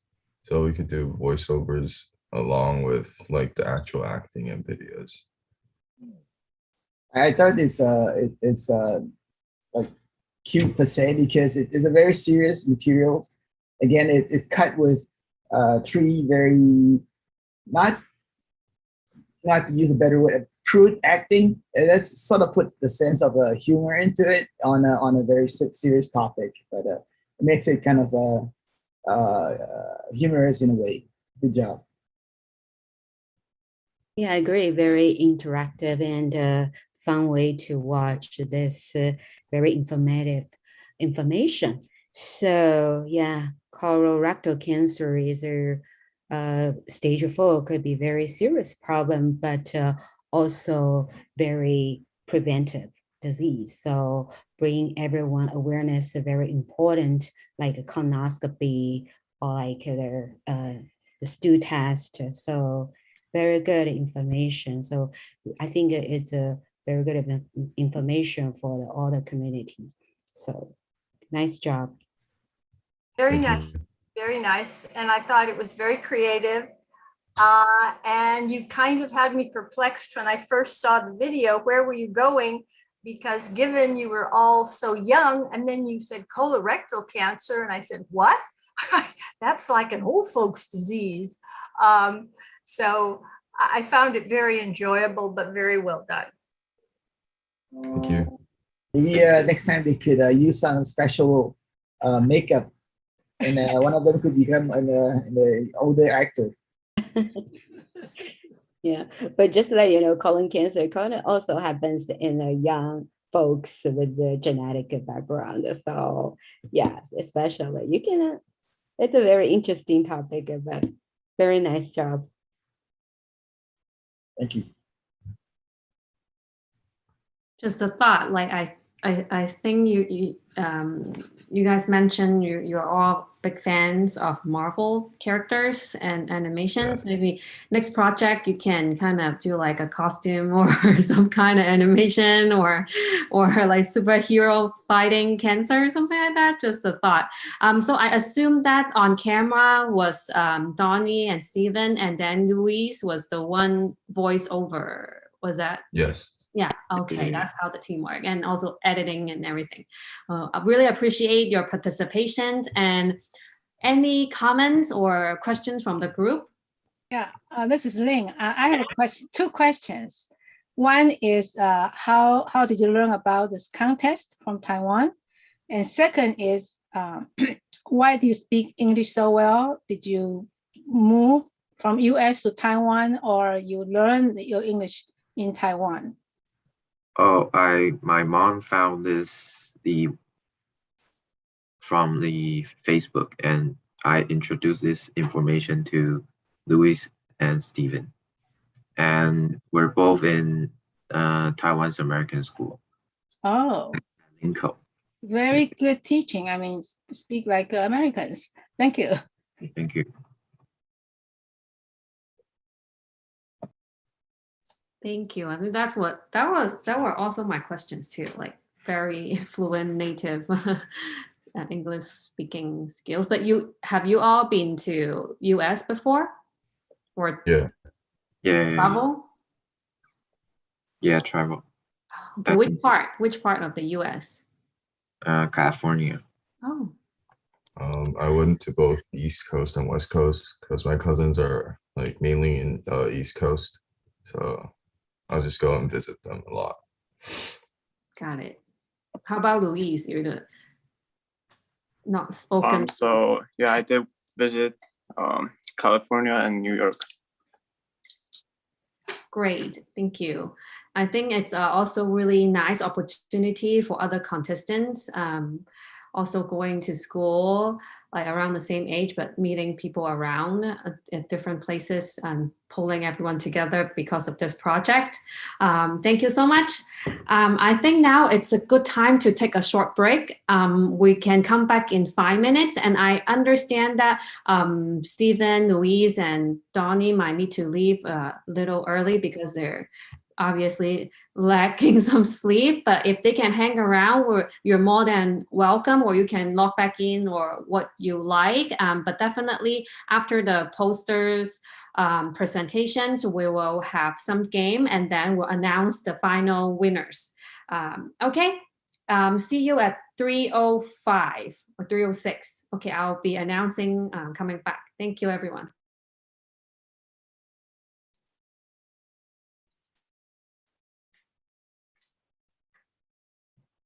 Oh, man.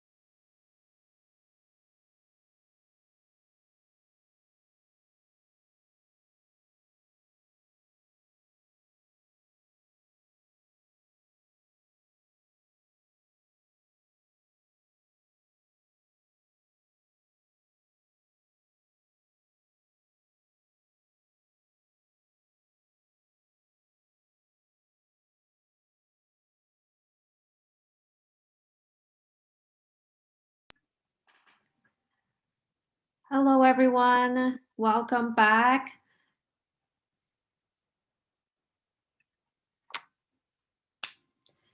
Hello, everyone. Welcome back. And if you can come back and join our Zoom with your camera on, that will be greatly appreciated.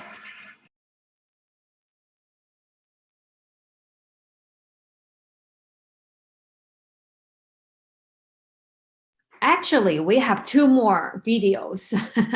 That's great because I think the videos are really interesting. And next, actually, we have Aaron and Brian ready for their introduction and also showcase their video. Hello, Aaron and Brian. We can, I think we can see. Hello. Thank you for your patience. And would you like to introduce yourself and to introduce your video? Yeah, so hi, my name is Aaron Wang and I'm 11th grader. My name is Brian Wang and I'm in 8th grade. We are from Los Angeles, California. We decided to do this, to enter this contest because we want to learn more about cancer. We chose bone cancer for our topic because we figured people should know more about it. Please enjoy the video.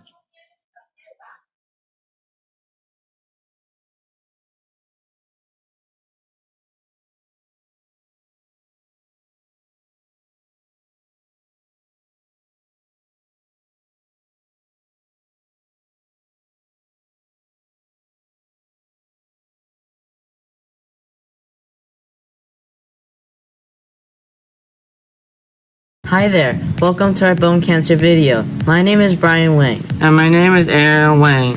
This video is for American Cancer Society. We will be talking about the overview of what bone cancer is, causes, symptoms, prevention, and treatment. Enjoy!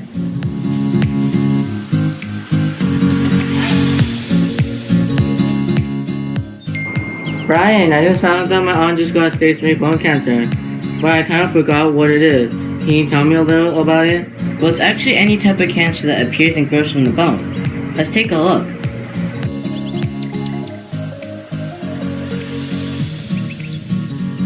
So, what happens when you get bone cancer, Brian? As you can see, a tumor appears on the bone. Tumors appear when bone cells divide uncontrollably, which causes it to grow in unnatural ways. Oh yeah, I remember about bone cancer now. I learned it in school. So do you know about the main different types of bone cancer? Yeah, there's primary and secondary bone cancer. What's the difference? Well, primary bone cancer is more severe and it grows from the bone, but it's not that common. And what about secondary bone cancer? Well, secondary bone cancer, on the other hand, is bone cancer that has spread from other parts of the body that already or has bone cancer. That's cool.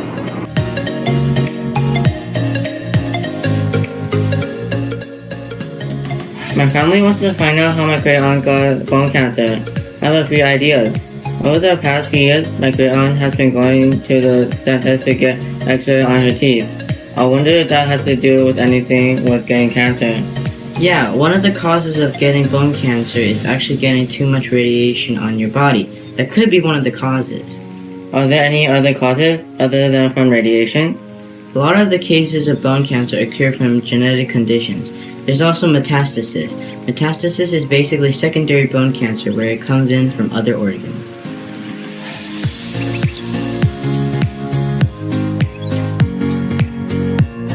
I just visited my great aunt at the hospital this morning. The doctor gave us an information sheet and it showed the symptoms of bone cancer, which are pain in the bones and joints and also unreasonable bone fractures. That's awesome.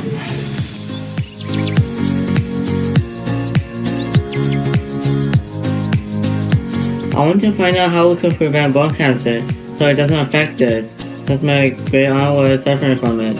You know any ways to avoid it? Yeah, a few ways to avoid bone cancer includes maintaining regular exercise, having a rich diet, and limiting the amount of radiation. Also, my great aunt used to smoke a lot. That probably has to do with bone cancer, right? Yeah, that makes sense.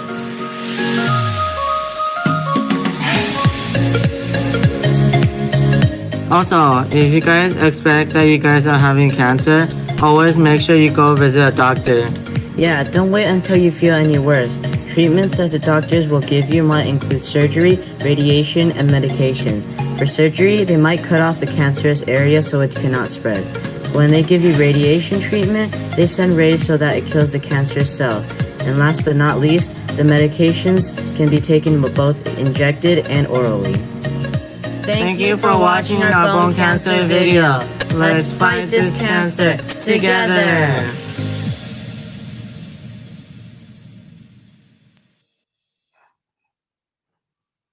Thank you. Let's fight together.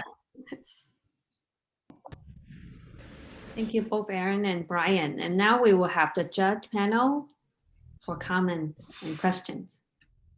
Yeah, I think Aaron and Brian did a great work. And I think it's kind of interesting to me that they're talking about breast cancer using a very inspiring music. I wonder what inspired them to choose this sound in the background. There wasn't really like any reason to choose it. Like we just chose, yeah. We just searched up inspirational music. Yeah, I think it's a good combination. You're talking about a cancer topic, but the sounding to me it's very uplifting. So and they give a lot of information about bone cancer and prevention and the rich diet. I like it, and the uplifting, the message you're carrying, very positive. Like so, yeah. Thank you for the great work. Thank you. Okay. I liked how they ended it with a call to action. I thought that was very effective. Really, I really liked that part. Thank you. I learned something new from the video. I didn't know you can get bone cancer from radiation. So next time I won't sleep with my phone next to me. So that's a bad habit I need to get rid of anyway. Now it's a warning now. Oh. Nice video. Good job. Thank you. Thank you. Yeah, very thank you. Interesting topic. So bone cancer. Why do you pick this topic, bone cancer? What make you choose this not common disease, but in the like? Yeah, we chose this topic because we wanted more people to learn about it, since it's not very popular. That's good. Yeah, because usually, like adolescents usually tends to have the primary bone cancer, unfortunately, but very good information, especially for the young kids to know this. And I really like the music. So, and I put very, me and other audience enjoy the whole topic very well. Thanks. Thank you.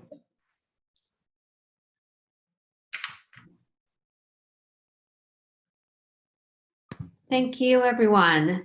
So next we'll have, last but not least, the video entries from Edward. Hi, everyone.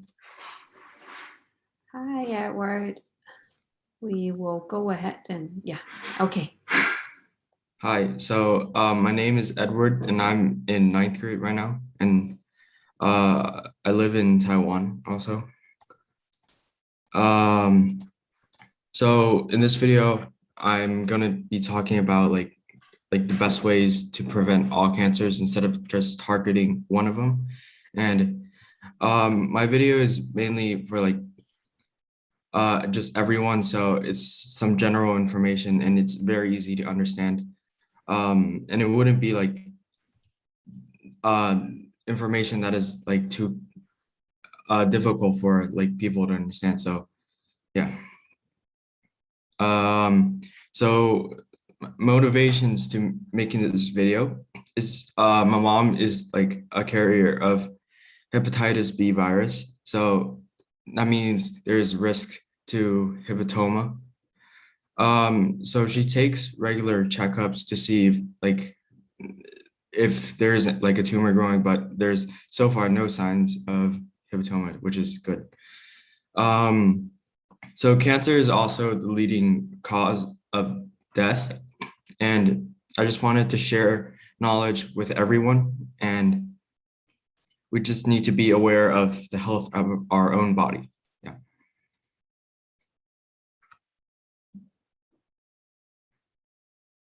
You can play the video.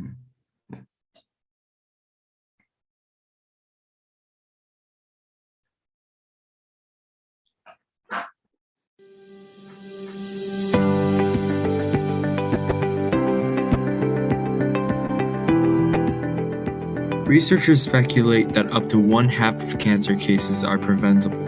Despite that, 18.1 million people are diagnosed with cancer each year worldwide. Up to 10 million people die from cancer in 2020 alone. In this video, which is around 5 minutes, 170 people will be diagnosed with cancer and 95 of people will die from cancer. This video will show you methods that you can take to greatly decrease your chances of getting cancer. First off, we have to talk about how cancer is formed. Each day, cancer cells are formed inside the body. The immune system is responsible for finding these cancer cells, inhibiting or destroying these cells. Unhealthy or irregular habits, unsafe environments, certain virus infections, or unhealthy foods on top of genetic defects can cause mutations within the cell. Once the body's immune system is unable to eliminate these cancer cells, they allow these cancer cells to grow and flourish. And that is how cancer is formed.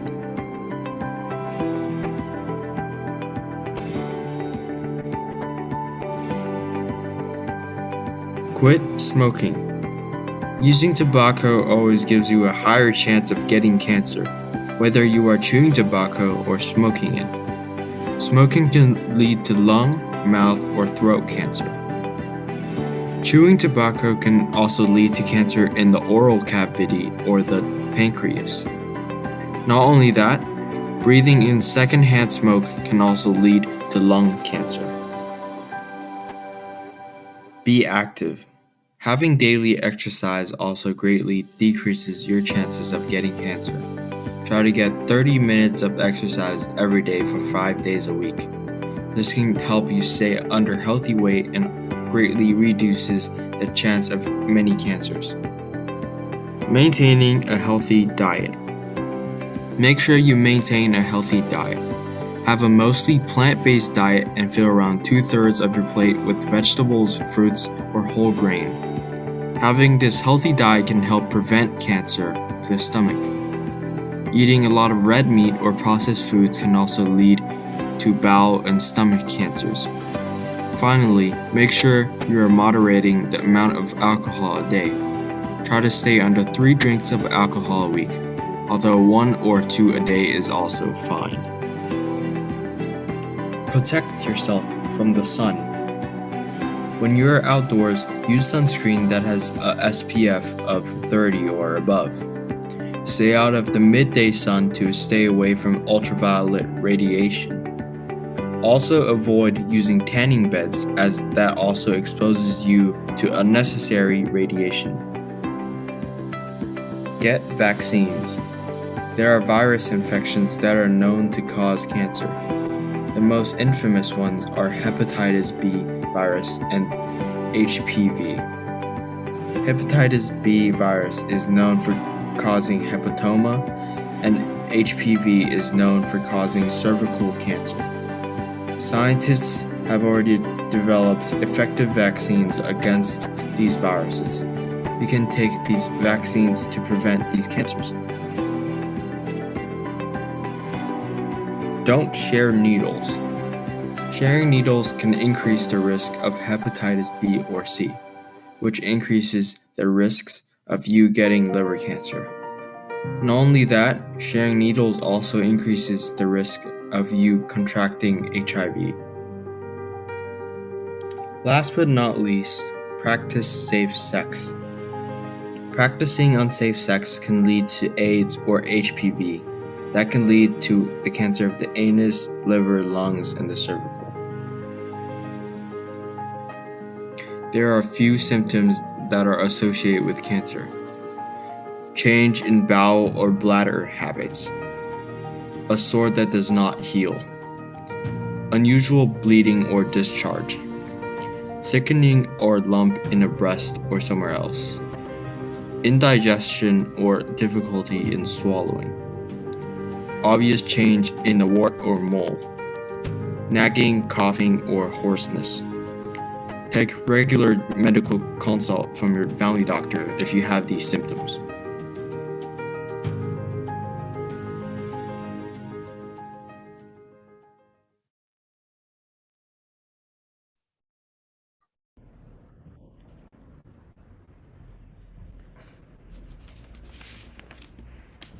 Hi, Edward. Yes, and thanks for getting up so early, but you still look very energetic. Yeah. So yeah, it's a great work. Of course, I think you successfully navigate your audience and like make us understand the full information about the health awareness of cancer. And I think especially you manifest the infographic effectively to back up your science with a lot of evidence. So I really like it. And I think especially you brought up the point of the vaccine about HPV, which are very successful in prevent cancer. Those are very successful vaccines. So I'm glad you touched that point as well. So very nice video.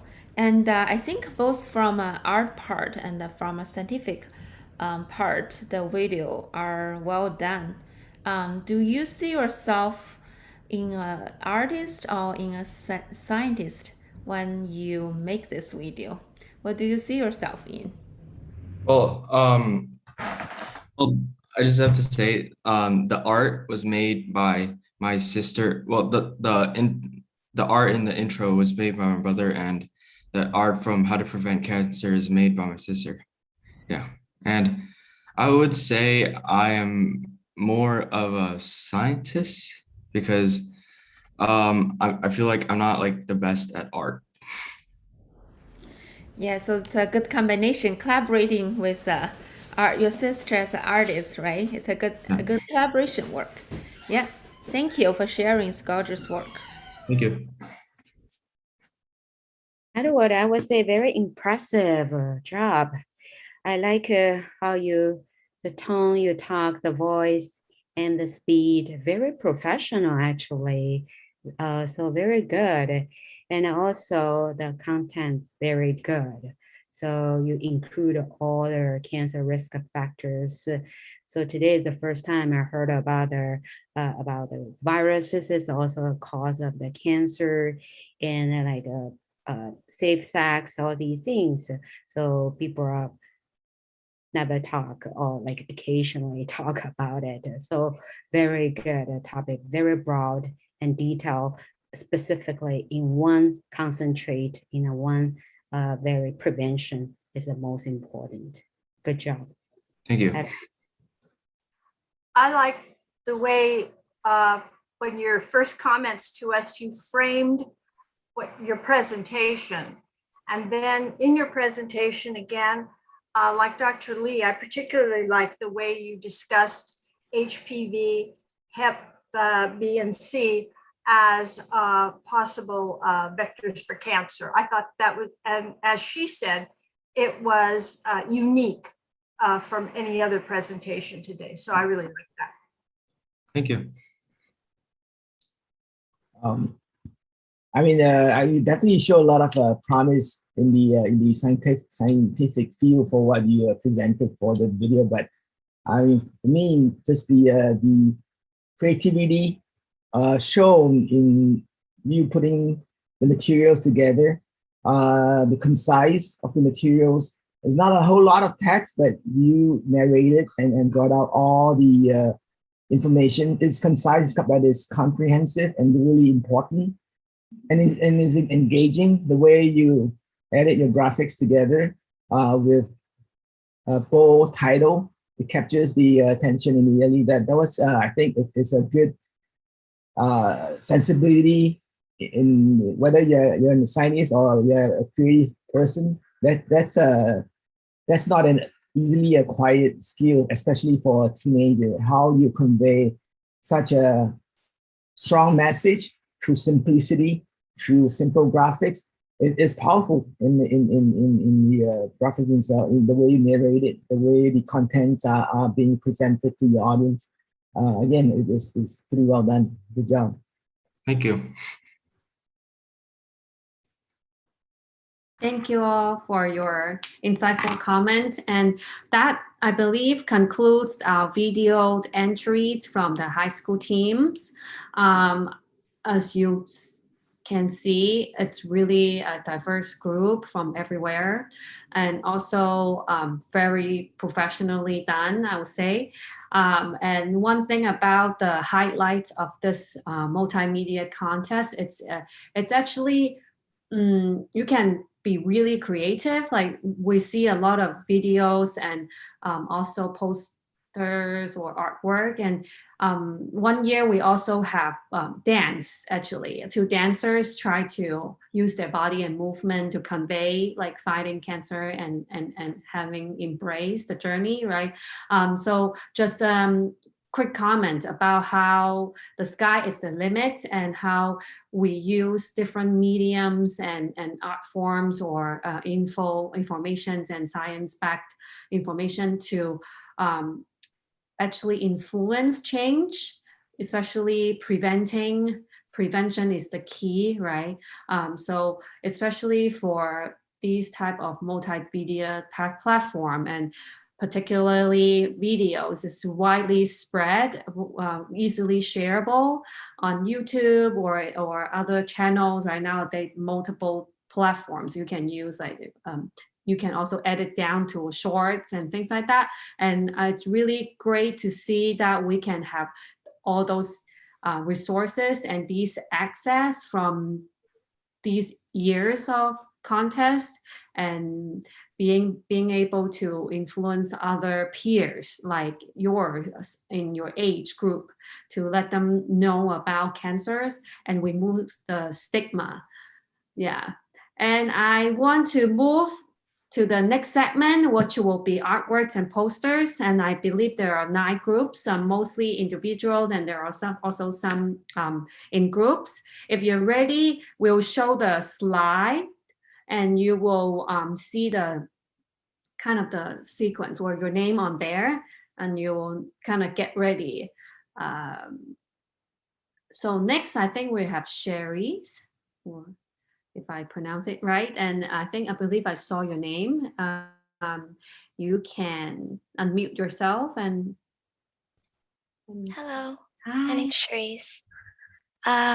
The reason I did this poster on vaping is that I've witnessed people, such as my friends or some students or acquaintances, either secretly vaping or openly doing so, and sometimes posting it on social media, thinking it's cool and advocating that vaping calms them.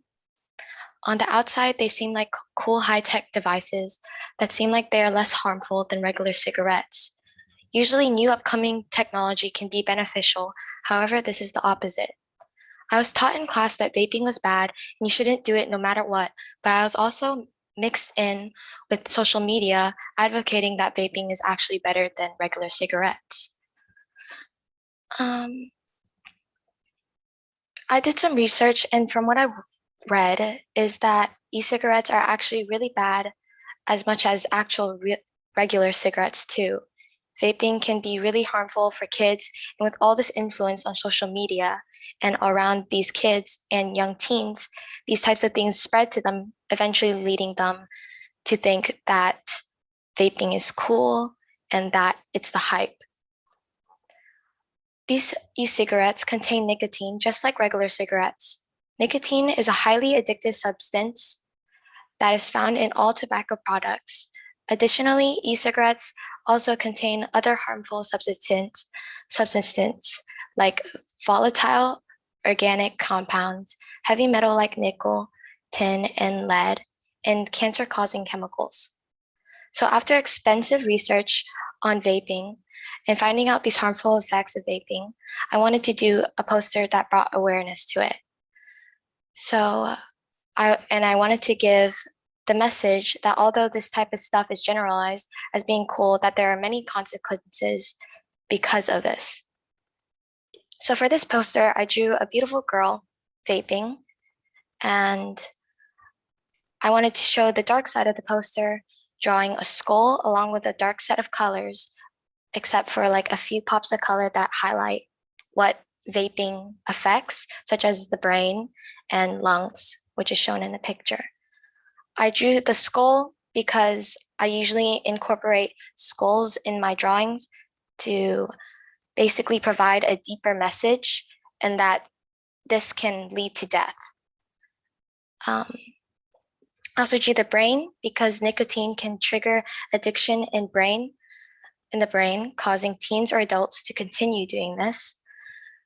And I also drew the lung that is in danger due to the exposure to this dangerous aerosol vapors. Thank you. Thank you. I think we'll keep the poster side by side. If audience, you can view it at the side-by-side speaker mode, and we'll have the panels giving comments and questions. Thank you, Sherry. Thank you. Hi, Cherise. I noticed that you are also from Texas. Is that right? Yes. Yes. Okay. How did you learn from us? It's from my mother. She let me know about this. Yeah. So I just wanted to do it. Thanks to your mom, and I'm glad you can come to participate in this. Thank you too. Yeah. So I think it's a very nice art drawing for sure. I can see your I wonder how many years have you practicing art? Ever since I was little, I've drawn a lot. Yeah, I can see that, especially after you talked about now I understand better about the deeper message, and as well as the drawing that you're trying to tell us. It's great work.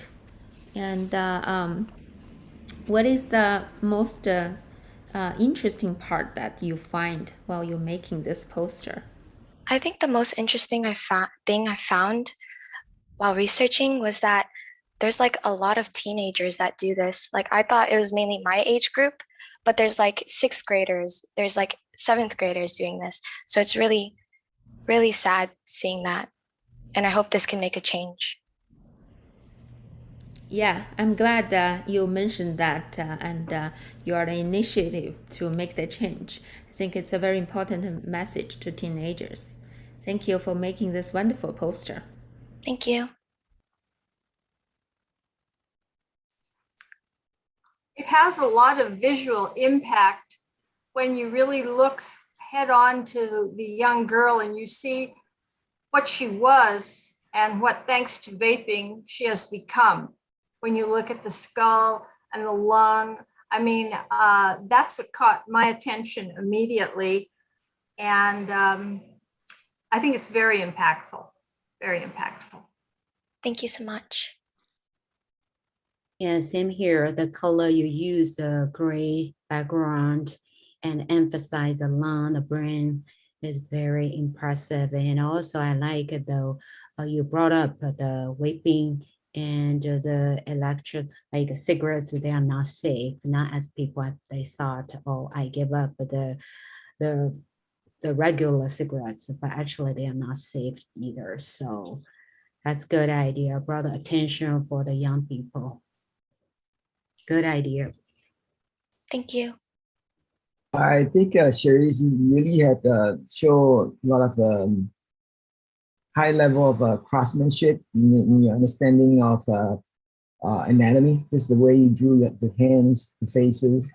They could almost be photoreal, and besides that, your understanding of composition, use of color, and then using colors to impact your audience, to send a message.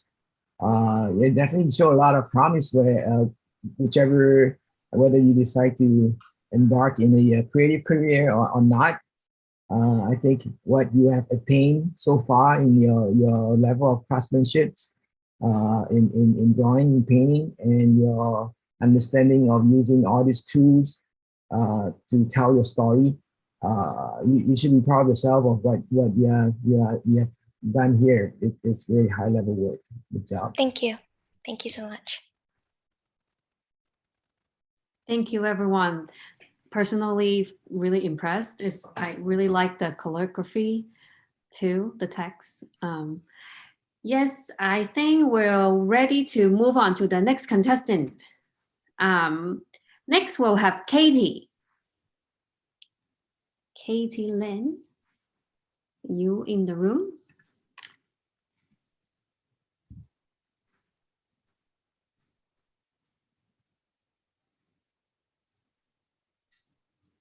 Let's see. Are we able to see Katie?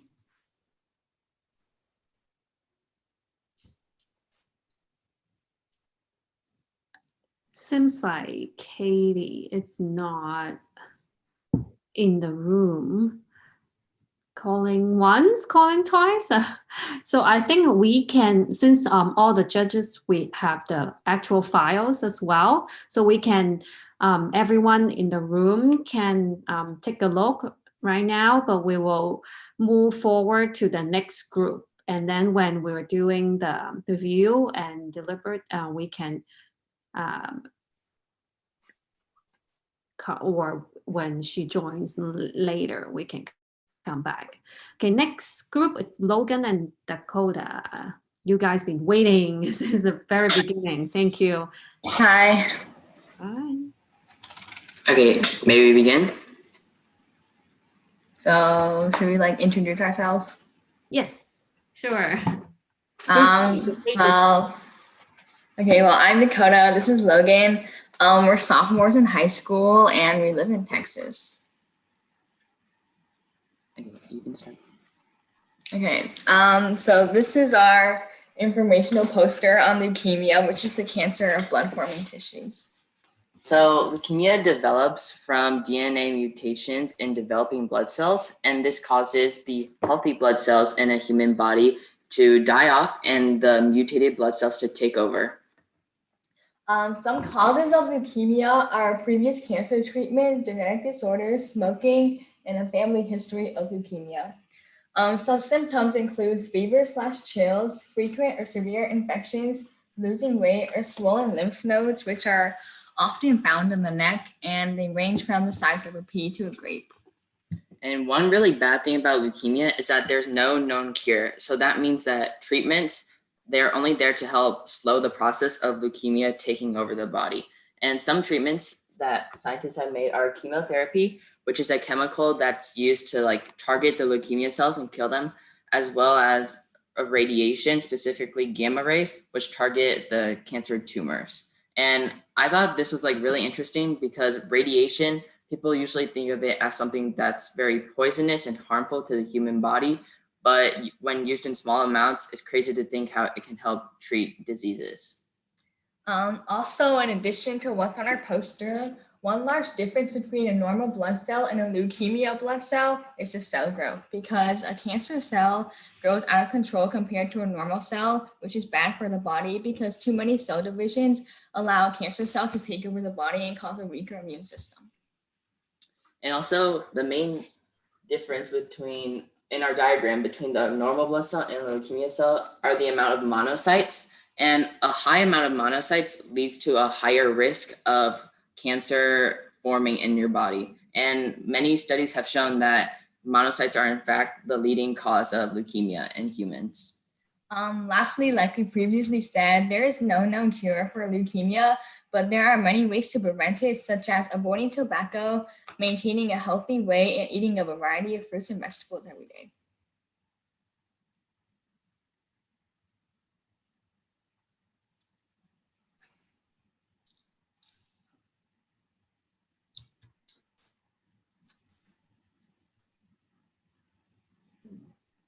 The leukemias are a very complex disease entity, and I commend you for taking it on. It's a very complex, very difficult. I mean, As I said, I commend you for taking it on. Wow. Thank you.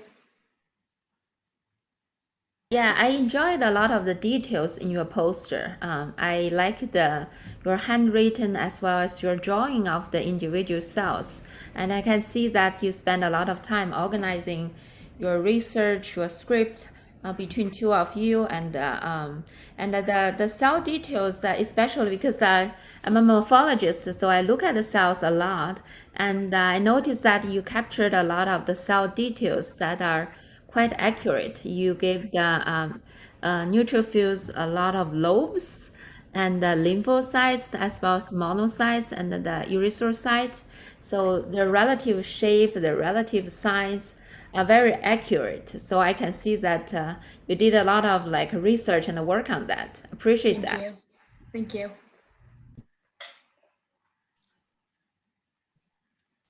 As much as I enjoy and like the posters, you have a lot of great information. I enjoy your presentation even more, even though it's a little tiny picture on my screen. So maybe next time you could do a video too, because both of you understand the material so well, and you're really fluent, and the way both of you take turns in presenting it shows that you really understand the information and you're able to convey it really fluently. That's a nice presentation in itself. I mean, again, like you have a nice posters with a lot of good materials, and your presentation really sells it too. Thank you. Right, leukemia is a very tough topic because it is a lot of information there, and leukemia has so many different types as well. But I'm already very impressed. You know so much, and also the treatments. But I have to correct one thing is leukemia, some type is curable. Okay, not all types of the incurable disease, but so luckily some type of leukemia is curable, especially M3 disease, and we can also do bone marrow transplant. So, but overall, and I like the handwriting, you did all the commitment and the drawing, and so very nice job. Thank you. Thank you, everyone. Thank you both. We're gonna move on to the next group. Ziyue and Yuting.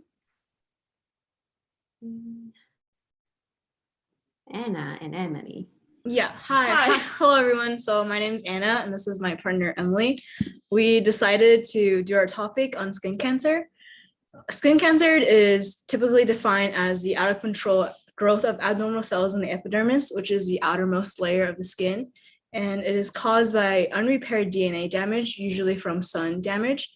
The two main causes of skin cancer is from ultraviolet rays, which is usually from the sun, and from UV tanning beds. There are 4 main types of skin cancer. The first is BCC, seen at the bottom left corner, or is also called the basal cell carcinoma, which is the uncontrolled growth of basal cells in the epidermis. It is the most common form of skin cancer and is developed in regularly sun-exposed areas like the face, ears, shoulders, and back. The second type of skin cancer is SCC, or squamous cell carcinoma, and is caused by the growth of squamous cells in the epidermis. It is the second most common type of skin cancer, found in locations with the most evident skin impairment. The third and fourth type are both abbreviated as MCC, standing for melanoma cancer and Merkel cell cancer, respectively. Melanoma cancer is developed from melanocytes, which is the skin cells that produce melanin pigments, or the dark pigment that you see on your skin. Melanoma is often triggered by intense intermittent sun exposure that leads to sunburn. Merkel cell cancer, on the other hand, is an uncommon type of aggressive cancer that appears as a painless, rigid lump on the surface of the skin, mostly on the head, neck, and eyelids. And it is a very deadly type of cancer, with around 25% of all patients diagnosed with that type of cancer passing away. But don't worry, there are cures and treatment for skin cancer. And one of the most common type of care and treatments is surgery. Your dermatologist can often remove the basal cell and squamous cells carcinomas as an output procedure, so it's very convenient. And however, like the more severe skin cancer, such as the melanoma, may require some more complicated surgery to remove the tumors. Next is the topical treatment, and those are some non-surgical treatment that involve the photodynamic therapy. And this is typically used for the early stage of basal cells and squamous cells, excuse me for a second, squamous cells, and sometimes melanoma. And then I'll talk about the radiation therapy. It is recommended to use after the surgery to remove the remaining cancer cells. And then also about the prevention. So how can you prevent skin cancer? We can always make sure to resort to the shade when possible, such as when the sunlight is have the strongest radiation, which is between 10 a.m. and 10 a.m. 2 p.m. A conventional way to see if you should stay indoors to see if your shadow is shorter than you. And remember to always apply waterproof sunscreen with the SPF over 30 and to reapply them every 2 hours. And also be educated as different type of skin cancer and the symptoms, and always talk to your dermatologist when you have suspicion of you having skin cancer. And that's it for our presentation. Thank you. Thank you.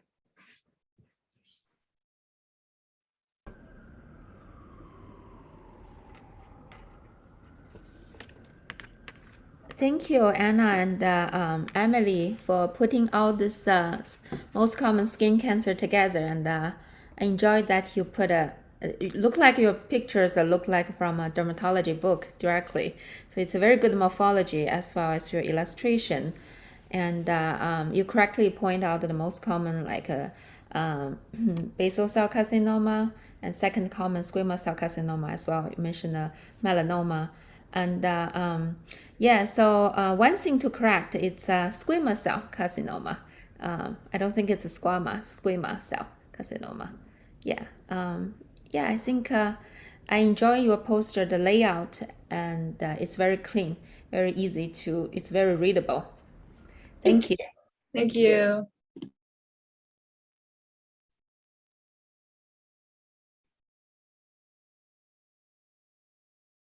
I think both of you could definitely consider a future in medical field, as you have no problem pronouncing all the words. I can't even pronounce all the words that you have just mentioned. But other than that, I like the posters a lot. There's a lot of great information, and the presentations took all those information that you have on the poster, and you gave a very interesting presentation in understanding the causes, prevention, and cure of skin cancer. Thank you. Thank you.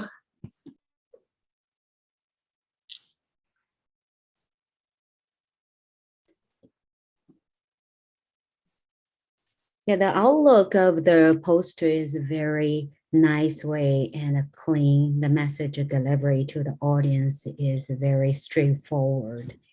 And the information is accurate, and yeah, skin cancer is a very curable disease, which is good, but prevention also important. Nice job, both of you. Thank you. I like that you took this topic, because it's surprising when people think about cancer screening or prevention, they start thinking of all the visceral tumors. But somehow in many places, the skin cancer, just people don't think of it. And that's, as you pointed out, our biggest organ. So we really should place attention to it. I thought this was very, very nice. Thank you. Thank you, Anna and Emily. So we'll move to next group. I think it will be actually one person, Casey. Yeah. Hi, everyone. I hope you all are doing amazing. I'm Casey, currently a junior in high school at Oakwood School in Morgan Hill, California. And I'm truly so excited and grateful to have been given this opportunity to be here today.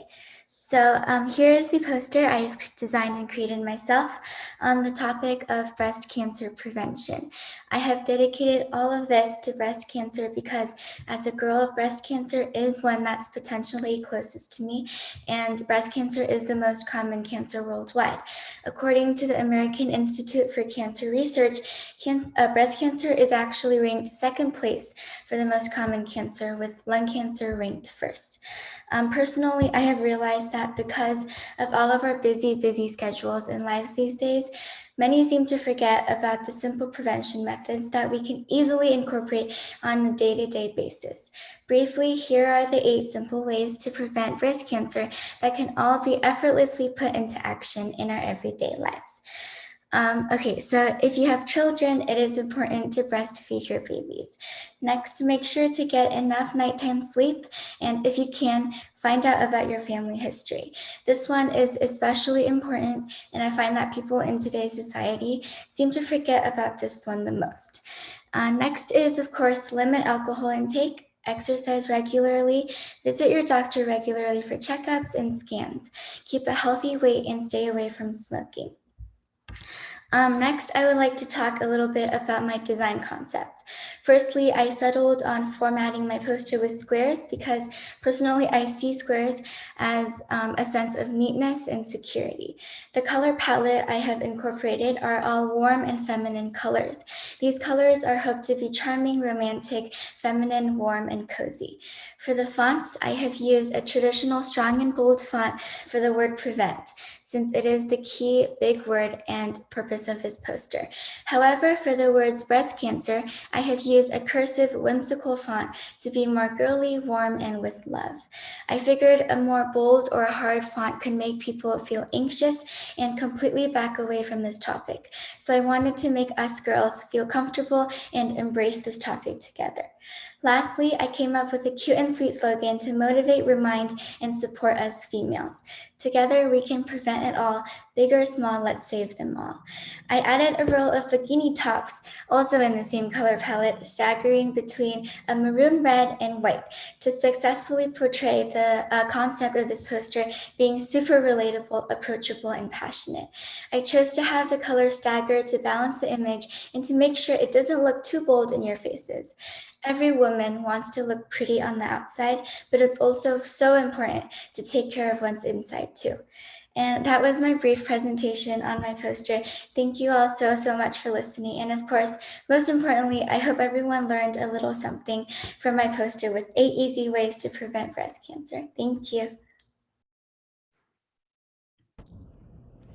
I really liked your poster because it was a message at a glance. It was very easy to get at your concept and what you were trying to portray. Just visually, it explodes out at you. I also loved your tagline.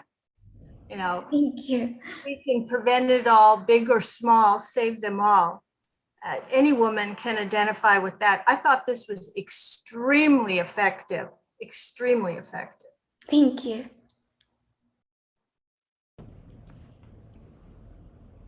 Again, I like your craftsmanship, your sensibility in the colors, the symbols that you chose. It does again show high level of craftsmanship in your understanding of graphic design, and the thought process that you included in each element, in each graphical element that you chose. It's strong, it's powerful, it's not too heavy, it's enough to convey the message. And again, what Dr. Kagan brought out, I like the tagline a lot. I mean, not only women, I believe men identify with that too. But it's a strong message, and it's very well done again. Thank you. Thank you. Right, you keep the pink as the breast cancer. I like we did, and then for all the commercials. So, and I really like the idea you incorporated your own idea inside and explain it to us. And so everything looks very nice, neat, message delivery, very clear here. Very good. Yeah, the poster also, I agree with all the judges. I think the part I like the most is your thought process, and you are very thoughtful in designing all the figures and all the characters. And yeah, so it's a very strong message, even with very limited words, I have to say. So I like it. Thank you. Thank you. Thank you, everyone. Thank you, Casey. I felt like I was in a marketing brief meeting. It's so professionally done, and it could be posted in like a mall or being handed out to people. Yeah, just my thought can help to say something. Next, we will have Emery. Let me see. I can't read my own handwriting. Emery, yes. Are you here in the room? Yeah. Okay, welcome, and you have this. Okay. Hi, everyone. My name is Emery Wang, and I'm from Taipei, Taiwan. I'm currently a sophomore, and the topic of my poster is oral cancer awareness. I chose this topic because my mom is a 2-time oral cancer survivor. She had tonsil cancer in 2011, and then she battled tongue cancer again 3 years later in 2014. She has recovered well since and continues to fight every day to improve her health. I'm inspired by her, and I wanted to share in my mom's vision spreading oral cancer awareness. Besides tonsil and tongue cancer, there are also many other types of cancer in the oral cavity, such as the cancers of throat, lips, hard palate, inner cheek, gum, and floor of the mouth, which I have put in my poster, and you can see the locations. Each stage symptoms of oral cancers can be detected by a dentist in regular checkups. So checking up with your dentist is really important for early detection. These symptoms include mouth ulcers that do not heal, red, white patches in your mouth or throat, swallowing difficulties, or lump in the neck. Some of the ways we can prevent oral cancers are refraining from tobacco use, alcohol in moderation, and limited sun exposure. Last and most importantly, while it is scary to have cancer, early detection is key to survival. So that's why it's really important to spread awareness to this topic. Thank you.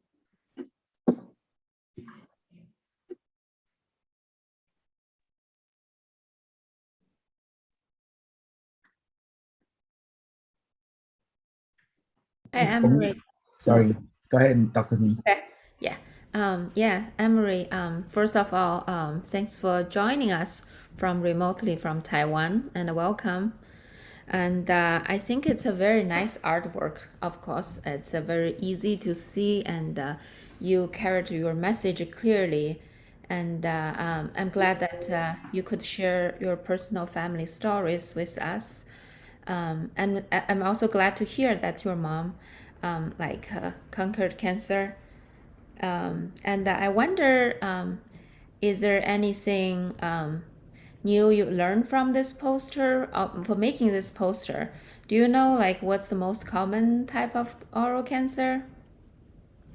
I'm not really sure, but I did learn about many types of oral cancer because I wasn't really aware of that many types of oral cancer before. Yeah. Yeah, I think you clearly pointed out a lot of places that cancer could happen in oral cavity. The most common type is squamous cell carcinoma in the oral cavity. So yeah, so I like the clear message that's given in this poster. Very nice artwork. Thank you.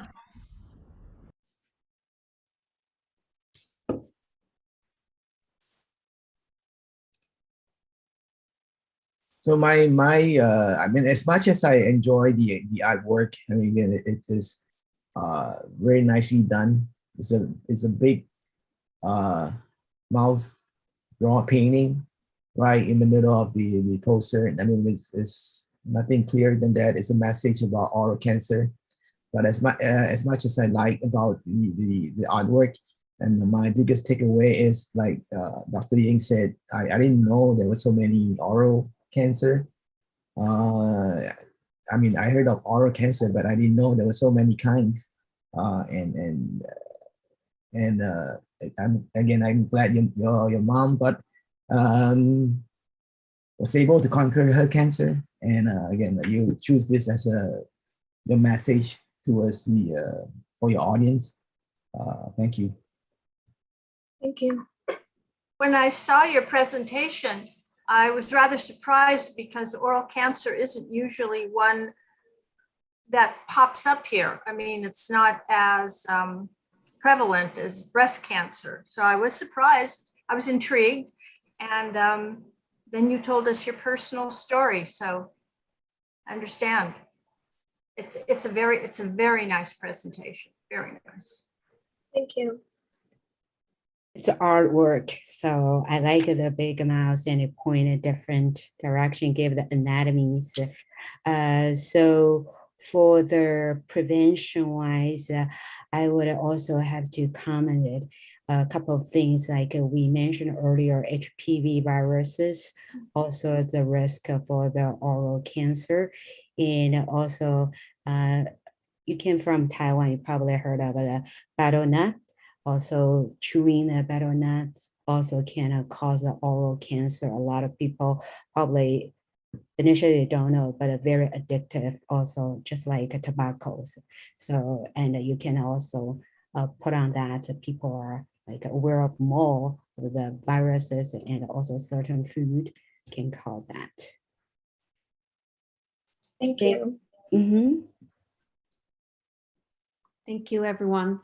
I definitely agree that with the mouth or the lips design will definitely pique someone's interest and get into what the contents actually convey to. Next, we will have a group. I believe that they actually came in. Rachel and Jeannie, are you here? I think they also have a video prepared. They have a video. Yeah, we can go ahead and showcase their video explaining their poster.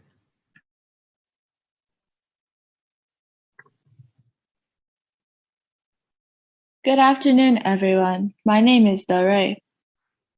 And my name is Dozan. This is our poster. We've divided into several different sections, with the first one being Locks of Love. We talked about how cancer brings hair loss to patients and what you can do to help them. Chemotherapy makes you lose hair, and so does alopecia. Alopecia is a condition that causes one to lose their hair against their own will. Some people only lose parts of their hair, while others can lose an entire section. Locks of Love is a great way to help these patients gain confidence in their own skin. Our next section is lifestyle. This section is where we talk about some simple things you can do in your daily life to help cancer patients. Sometimes it's hard to remind yourself to eat healthy and stay hydrated. So instead of just telling a patient that, why not do it along with them? Make sure they don't eat raw or half-cooked foods. It's extremely important to be cautious because their immune systems are already weak. Now moving on to spending some valuable time together. You can exercise with them. It's never boring to exercise with a buddy, and you can both stay healthy. You can also make DIYs with and for them. Some ideas could be a mini movie theater, board games, or simply just some quality BFF time. Now on to our last section, a mini section for things not to do. It's important to watch out for certain topics because even though it might not seem like a big deal to you, your comments may be very insensitive toward a patient. Make sure to not visit them when you're sick, even if it's just a minor cold. Their immune systems are already weak, and the possible spread of germs can make them sicker. Also, it may seem like a given, but don't make fun of or make them feel bad about their condition. They're humans with feelings to consider too. Well, that's it for our presentation. We hope you enjoyed it, and thank you so much for having us.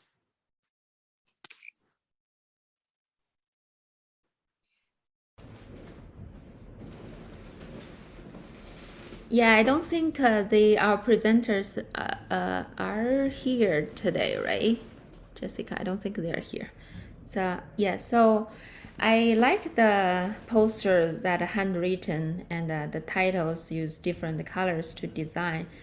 And also I'm interested, I think if they were here, I would ask them, I think they're kind of focusing on a different point of view on how from a psychological view, how to help the cancer patient rather than the real knowledge. I was wondering what triggers them to pick that topic. I think that's very interesting, but it's very important.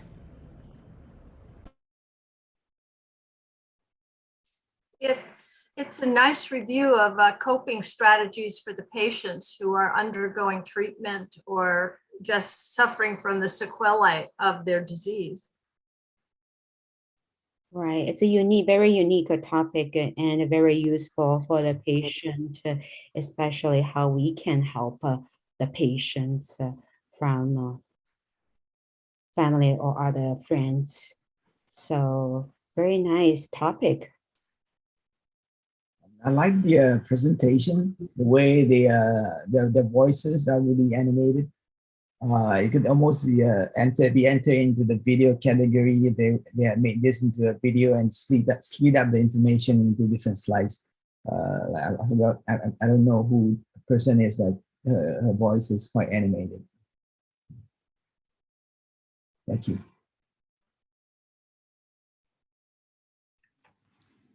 Thank you for all the comments. I think it's a fresh perspective because we heard about a lot of specific type of cancers and prevention. But this one, it's from a point of view of the caregivers, the family, the friends, and people around, and the coping mechanism.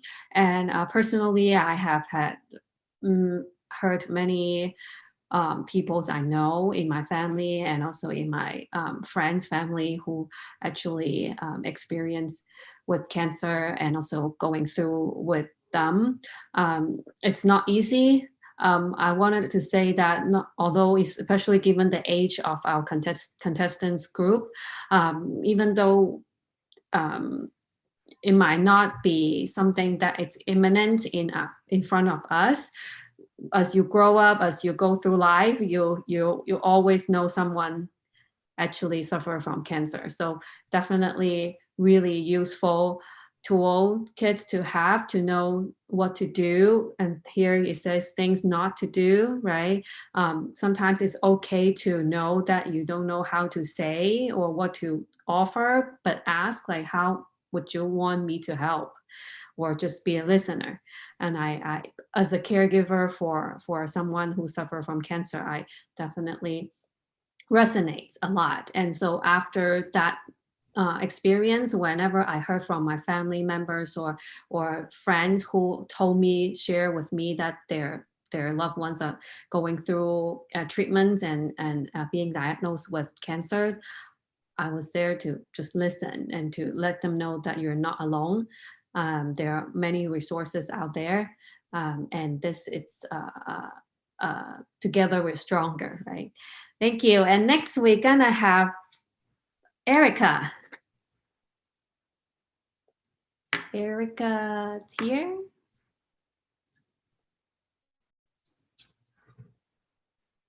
Do we see Erica in the room? Let me check. Erica, I think she's here. Please unmute. Ask to unmute. Here. Oh. Can you hear me though?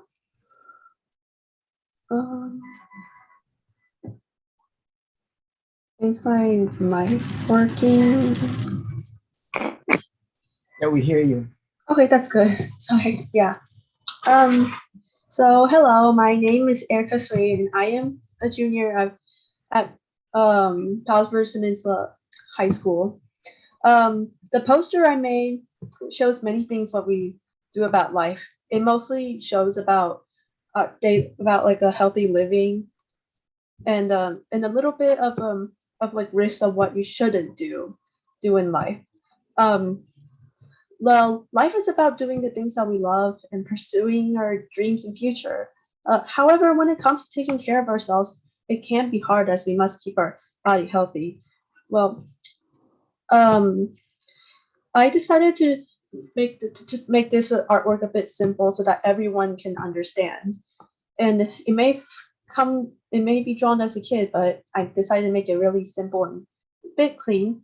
Well, on the top right, I had a thought about dreams and letting your imaginations flow. So I decided to draw this land of sleep, because sleeping early is a must to maintain a good and healthy sleep pattern.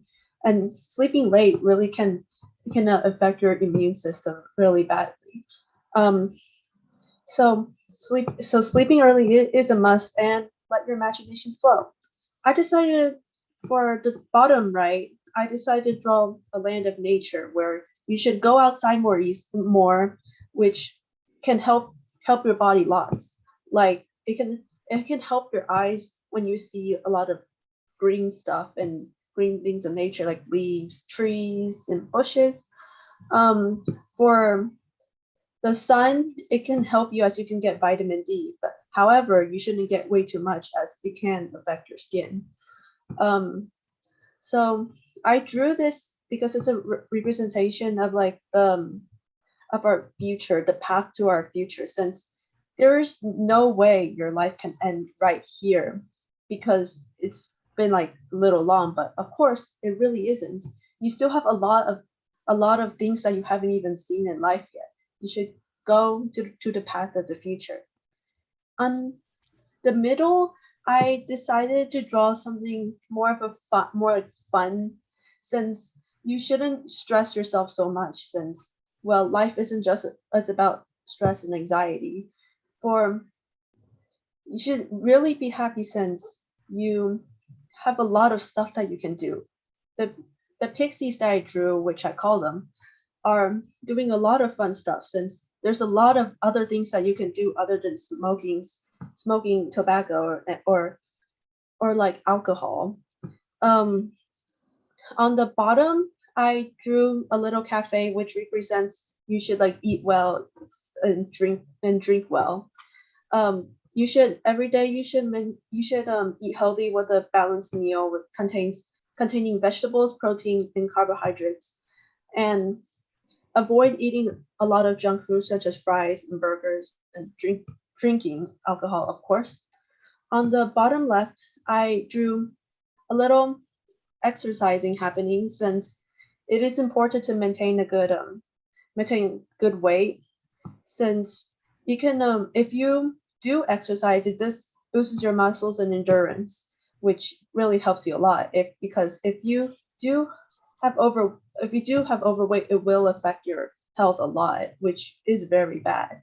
On the top left, it talks about the risks of cancer, which is smoking. Which smoking is a way to get cancer more easier, and because the poison can weaken your immune system and damaging your DNA, and even smoking even once can increase your risk. Overweight, like I said, it's also bad because it includes breast cancer and many other stuff, since well, overweight because you aren't being active. Overweight can affect your health, and you should go be active, since you should have like healthy muscles, healthy bones. And for alcohol, well, it affects your liver. Which may result in breast cancer as well, due to the amount of drinking. So it's best to not drink any to maintain a good health.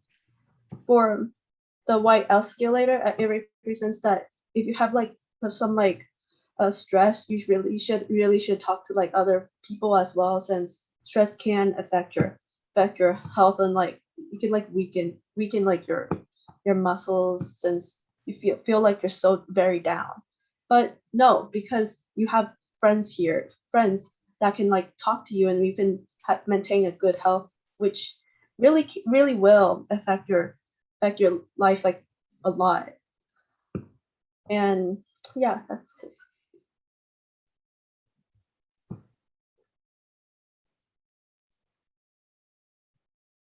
Thank you, Erica.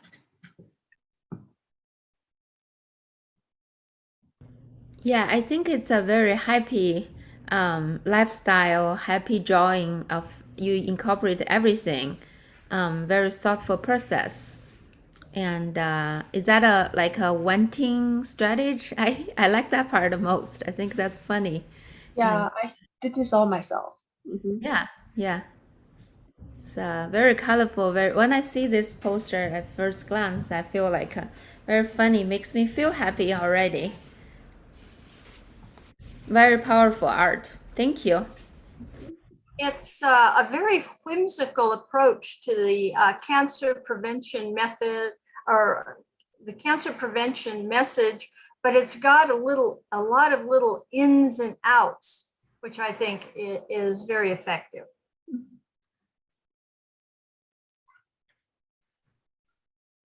The masterpiece. So I like you include all the ideas and from the risk factors, how we can prevent it, be a happy person, include also the mood.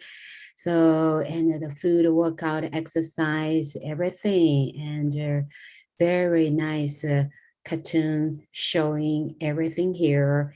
Very informative. This like a poster, very good job. Thank you. Seems to me, excuse me, you enjoy making this piece of artwork. It's very, you spend a lot of time, obviously, very meticulous, a lot of details, in a sort of light-hearted approach to a very educational, very important topic.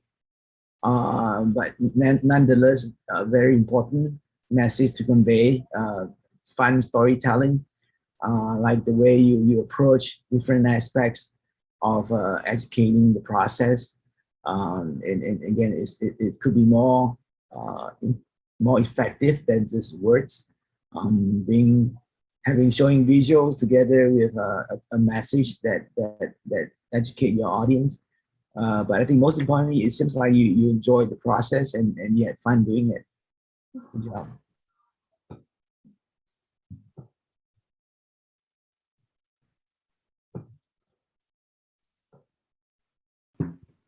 Thank you, everyone. I think we just have one more contestant. Yvonne, are you ready? Are you in the room? Yeah. Thank you so much for waiting to and going last. You have the stage right now. Thank you. Hi, Yvonne. my name is Win, and I'm Yvonne's sister. She's not here today because she's in Florida. I'm in California. Okay. And the topic we choose is lung cancer because it's the most common one. And lung cancer is a cancer that begins in the lungs and most occur in the people who smoke. There's two major types of lung cancer: small cells lung cancer, small cells and non-small cells lung cancer. Small cells lung cancer occur almost exclusively in heavy smokers and is less common than non-small cells lung cancer. Non-small cells lung cancer is an umbrella term of several types of lung cancers. The symptoms you might get is a new cough that doesn't go away, coughing up blood even a small amount, shortness of breath, chest pain, losing weight without trying to, bone pain, and headache. The cause might be like smoking, exposure to secondhand smoke, previous radiation therapy, exposure to random gas, and family history. You can prevent it by stop smoking, avoid secondhand smoke, test your home for random, and eat a diet full of fruits and vegetables. And last exercise most day of the week. That doesn't just help for lung cancers. It helps for like all the cancer that you can get. Thank you for listening. Thank you so much. We're gonna also have the judges and Dr. Liu to have comment and question if you can answer. I know your sister is not here, but well, I know you'll try your best. I really like this poster because it's just everything your message you want to convey is very concise and like impressive. So not only is there how you design it, and also I like you put the symptoms, all the like different cartoons, very give people a lot of interesting to look at, and very good drawing. Nice job. Thank you. It's a very powerful message. I don't know, there's something about that hand here in the foreground holding that cigarette with the smoke wafting up, and then you just kind of see just how insidious it is. I don't know, there's just something about it. And the symptoms down there kind of lurking. You know, I really like that. Thank you. You know, I like the choices of the colors. Just black and white mostly, but with the red, almost bloody lung sticking out in the middle. I mean, what else can be more obvious that smoking gives you lung cancer, and the smoke going into your lungs. Just simple yet powerful, and the approach to the painterly style of the lungs, the letterings, which kind of look like smoke. Just simple yet powerful. Thank you. Thank you. Yeah, I also enjoy the art part of this poster, and also I think you mentioned the causes of the lung cancer. Among all the causes you listed, you also listed radon, the gas exposure. So I'm glad you listed that because it's a kind of unique with lung cancer, and I'm glad you did the research and listed a lot of relevant knowledge. Thank you for investigating that. Thank you.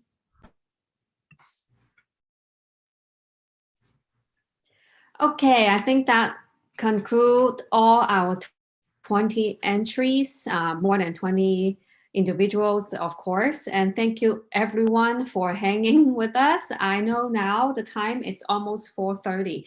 And of course, really deep gratitude to our judges sitting through, giving really insightful comments and encouraging our contestants.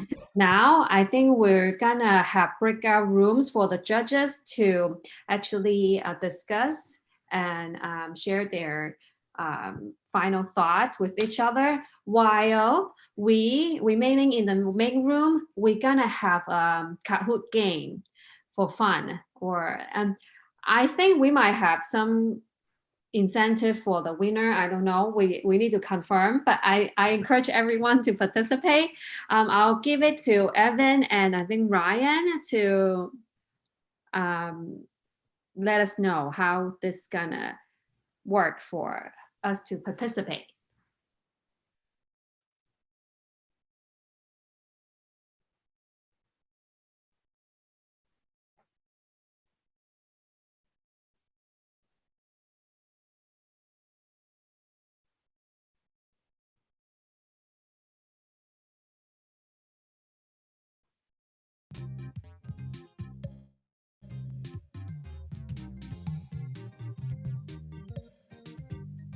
So for those of you who might not know, you can see the screen. You go to the link. Let me try to type it in for you guys. Kahoot.it.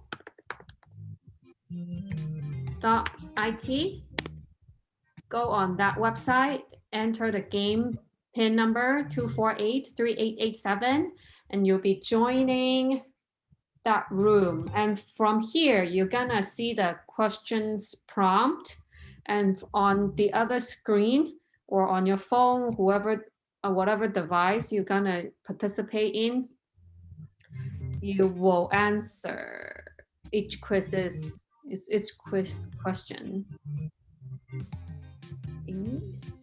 Good luck, everyone. And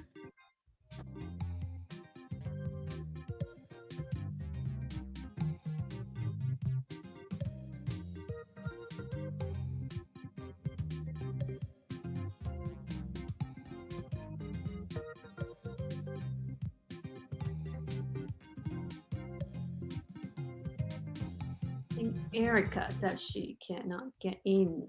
Let's try again and see if you can enter the game pin number. Okay, we see you. Welcome in.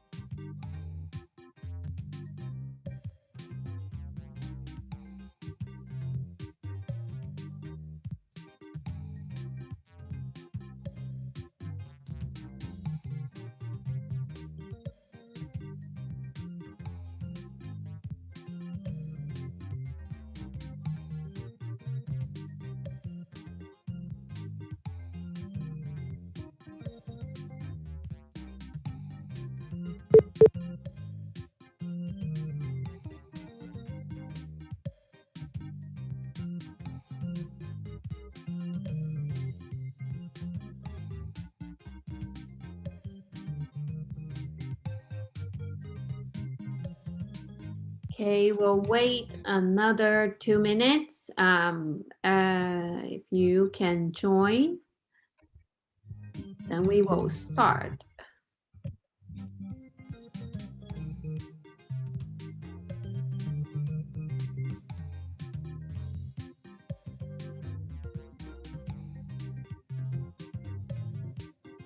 Last call. Let's see.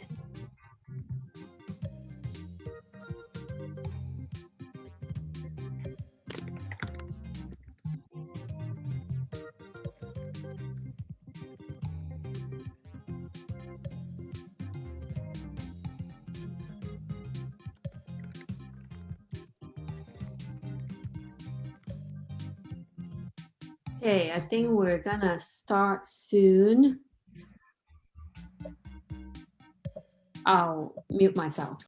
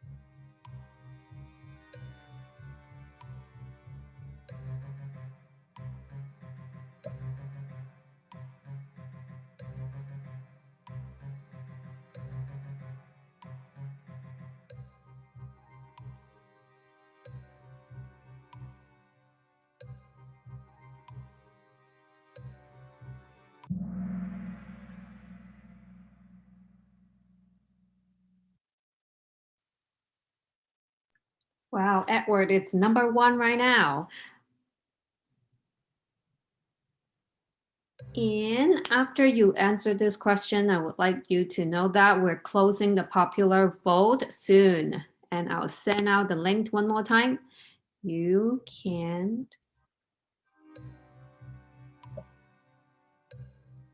continue to vote.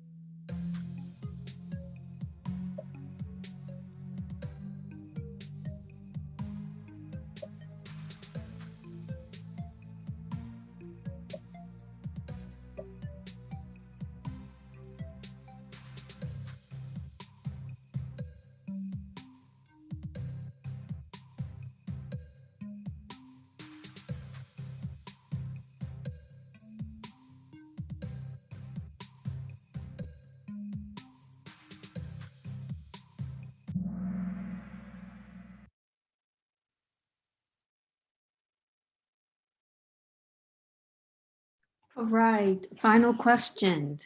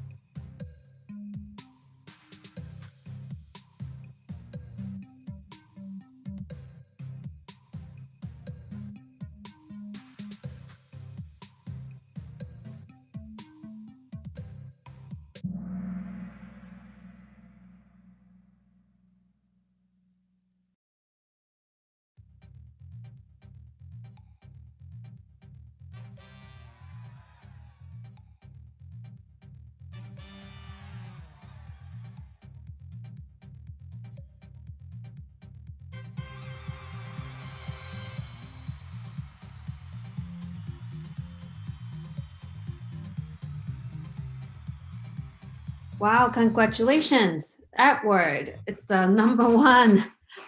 Okay, and we have also Dakota and Cherise. I think we have one gift card, but I'll double check to see if we can get more. But Edward's definitely the winner. And I also want to make an announcement that we're gonna soon have the final result for this contest when the judges finish with their discussion. And when we definitely will have the list of winners and whoever gets the other awards as well. But we want to make sure we have your email information to contact you and give you the prizes. So before you leave, after the announcement, if you can send a direct message to Joanna Yun, she's right here, can send her a private message with your email address.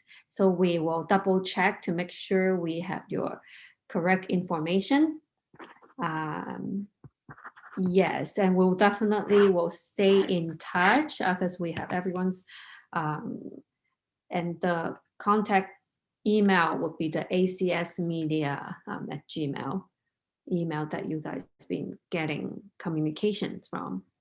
And so I know we're almost at the 5 o'clock mark. Thank you everyone for hanging around and hope you had a fun game getting to know more information and knowledge about related to cancer prevention and cancer. We did have another game, but because of the time constraint, we decided to just have the one that you just finished. Okay, and I think later we also will announce the popular vote result. So just hang tight for another 3 minutes. Don't leave yet, and we will announce very soon. And the judges will join us in the main room shortly. Thank you, everyone.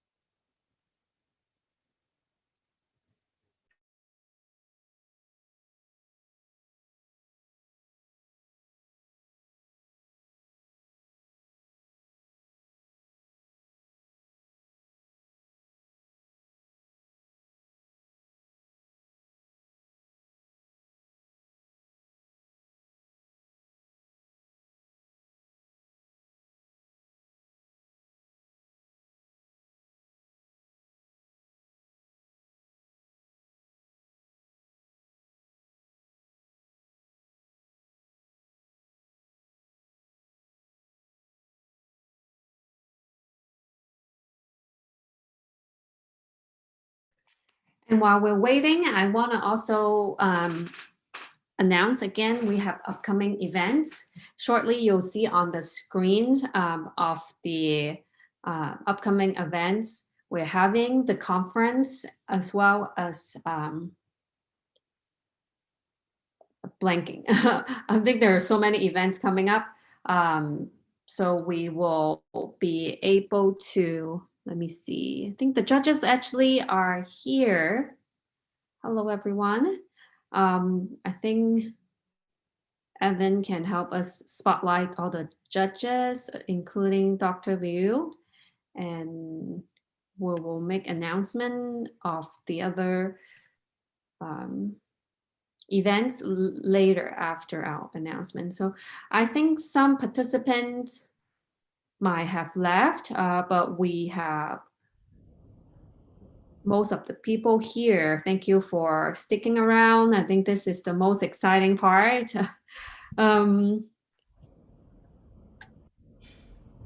I'll give it to Dr. Liu. Thanks, Jessica. And yeah, appreciate everyone's help, especially our judges without any stop. So, it's very hard. So this time we received the 28 teams participant, and among them, 20 teams are chosen to participate the final round.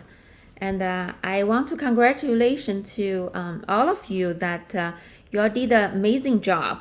So which makes the judges work very hard. So we have to choose some of them to be able to get the Amazon gift card. Let's start with the middle schooler. So our middle school video team, Claire Chan, congratulations, first prize in the middle school video team. And the middle school poster team, third prize goes to Emily Wang, congratulations. Second prize goes to Aaron Thai, MP3. Congratulations. And the first prize of middle school poster goes to Trevor Ho from Texas. Congratulations, all the middle schooler. And now I'm going to announce the high school prizes. So let's start with the video groups. So the video prize, it's all of the 7 teams did a very good job, and but it's a contest, so we have to have a ranking. And we have 2 third prize that goes to HV1 Hanan To, congratulations. And another third prize goes to HV5 Donnie, Stephen, Louis, the 3 boys from Taiwan. Congratulations, and thanks for getting up early. Second prize of high school video goes to Madeline Hua. I know Madeline is not here, not able to participate this event, but you made the pre-recorded video and the presentation. I think judges think it's very high quality, and it's second prize. Madison, right? Madison? Madison Hua, HV3. Yeah. First prize of high school video goes to Edward Wu, also from Taiwan. Congratulations for all the high school video teams. Our high school poster teams, we received the 9 teams participating this final rounds. So because we have a lot of teams and other category, so and some of them we think deserve special mentioning. You will get a gift card too, the special ranking teams. So our team goes to HP7, Logan and Dakota. We really enjoy your writing of the handwriting of the leukemia topic. It's a very topic to talk about, but you did it very well, and with your all nice drawings. Second special recognition goes to HP11, Casey Huang. We really like your design and your thoughtfulness in the preventive of cancer symbol. So maybe you can think about commercialize it. We can broadcast that in the ACS. And our third prize of we have two third prize for the for high school poster. So the third prize goes to HP14, Emery Wang from Taiwan, talking about oral cancer. Thanks for sharing your story. And our third prize goes to HP17, Erica Tsai. And we enjoy your cartoon drawing. Second prize high school poster goes to Iwang Chen, the beautiful art about lung cancer. Congratulations. And the first prize of high school poster goes to HP2, Charis O from Texas. Congratulations to Charis and to all of you. And I just want to see just last few words. I think it's a great event for not only I think for the youth to recognize and the cancer awareness and learn something from the event. But also, it's a good event to remind everyone about keeping a healthy diet, keeping to your checkup, your vaccine, your annual checkup, and also as well as mental health. And a special thanks for Lynn and Edward, Joanna and Jessica, Evan, and all the judges spending long afternoon here. And of course, thank all of you, the participants. Thank you. I will return the stage to Jessica. Thank you, Dr. Liu, and thank you for all the judges. And also, I want to announce the popular vote winner. Drum roll! It's Casey Huang. Okay, so like I mentioned, for we will after this event, we'll send out an email with the list, and so we will need to verify email address too. So if you can send your email address to Joanna Yun via the direct message, that would be great. Just to confirm your email address is accurate so we can send the gift card. And also we have a winner for the raffle. It's Jenny Hung. I think she's one of the voters, maybe one of your friends. So then we will also have a prize for her, but we have the contact information already. Thank you for encouraging your friends and family to participate together with us this afternoon. I know this event is only this afternoon, but you guys spend way more time ahead of preparing and entering and also doing a lot of works. So again, it's my honor and pleasure to be here, but I want to have the judges say a few words finally, and also Lang to wrap us up. Thank you so much for being here.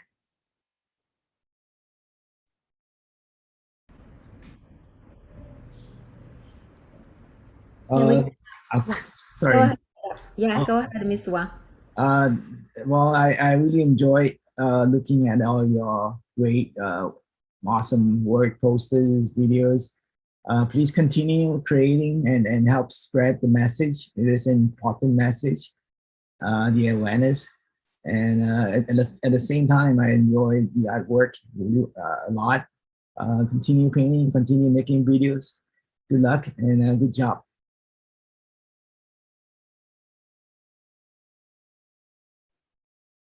Yeah, same here. I really enjoyed the whole afternoon with your presentation and the posters. Very, very, very impressive. I know you spent a lot of time, and congratulations to everyone, whatever the winner or any, and even to everyone in participants. So I'm proud of you, and keep hopefully enjoy this contest, and also can continue doing this. And I would like to add my congratulations to all the winners and all the participants. You were all very impressive, and thank you for letting me participate. Yeah, this is Ling. I really I am so amazed at the work every year. But this year, of course, it's just better and better. And with all these out of California participation, and a lot of them, I say they know their parents learn the knowledge from Facebook. That shows the social media power that we didn't have before. This year we did get some. We actually we have a youth ambassador program now. Actually, out of this youth contest, we not only look at your work, we also help you do some advocacy. We do some work together, and like we run youth conference. So if you're interested in volunteering in this area, let us know, join us. It's called the Youth Ambassador Program for American Cancer Society. And among here, we have a social media team, and we try to put out messages, from time to time, because we want to reach the youth. And so I can see the power of Facebook because parents tell the youth, and then, we do have other platforms like Twitter and things like that. But with that, we need to have the content. So I really feel at least you provide us some content. I actually prepare to feature your work maybe once a week, put up one poster per week or something to advocate for American Cancer Society and cancer awareness. So thank you very much. And I hope you all learned a lot, and you know how to do research, you know how to do presentation, you have to make all these great works and spread the knowledge among your family, friends. You are the bridge, between these generations and between youth. The fact that our message is hard to get through the youth, and we really depend on you to get the knowledge through the youth. And I really want to thank all the judges. A lot of last minute recruiting, but you were really wonderful. I hope you'll come back next year. And it's hard work, but I really think it's worth it. When can you see all this wonderful work and hear them telling you how they come out with this work and about this work? I really think it's totally rewarding experience. And thank you very much. And of course, Jessica, Dr. Liu and Joanna, Evan, Sophia, all these, background workers that will work very hard, several months actually to make this happen. Thank you very much. And we'll do it again next year. Thank you. So you want to talk about upcoming event? Yeah, please. Yeah. If we can bring your attention to our upcoming events. This is the Youth Ambassador Program that we mentioned.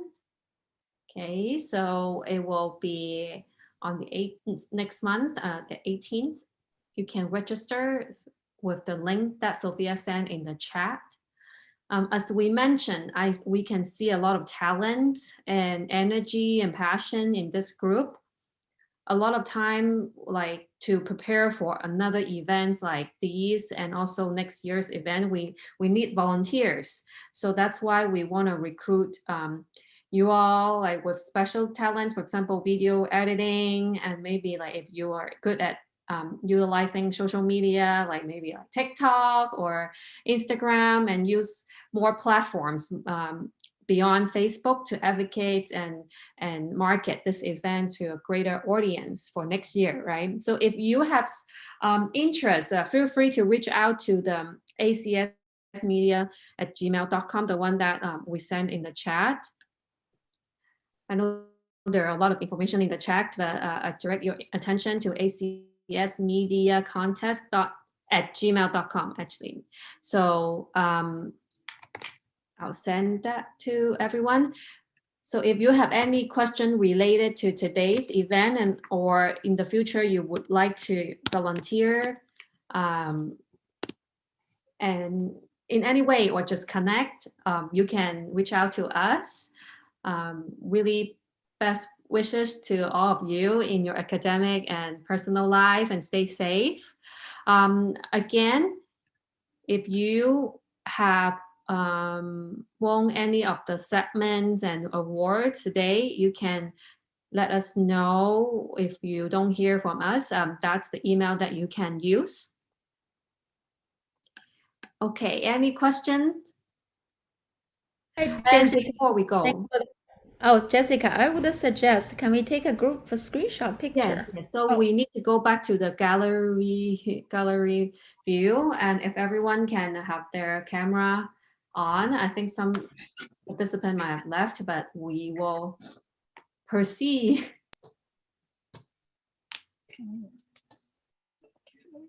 Yeah, I think Evan probably or Ryan will help us take the screenshot, and I'll do 3, 2, 1, and everyone will be ready to post. Okay, 3, 2, 1. Another one. 3, 2, 1. Okay, so hopefully we'll get that in the email. Again, for those of you who stick with us or some of your friends might left already, make sure you spread the words and keep in touch, okay? And if you want to maybe share more of your artworks, or you have like personal page or Facebook or Instagram that you would like us to support you, feel free to drop in the chat before you leave, and we're more than happy to support you in your creative and endeavor, right? Okay. Any more comments? Okay. Next year.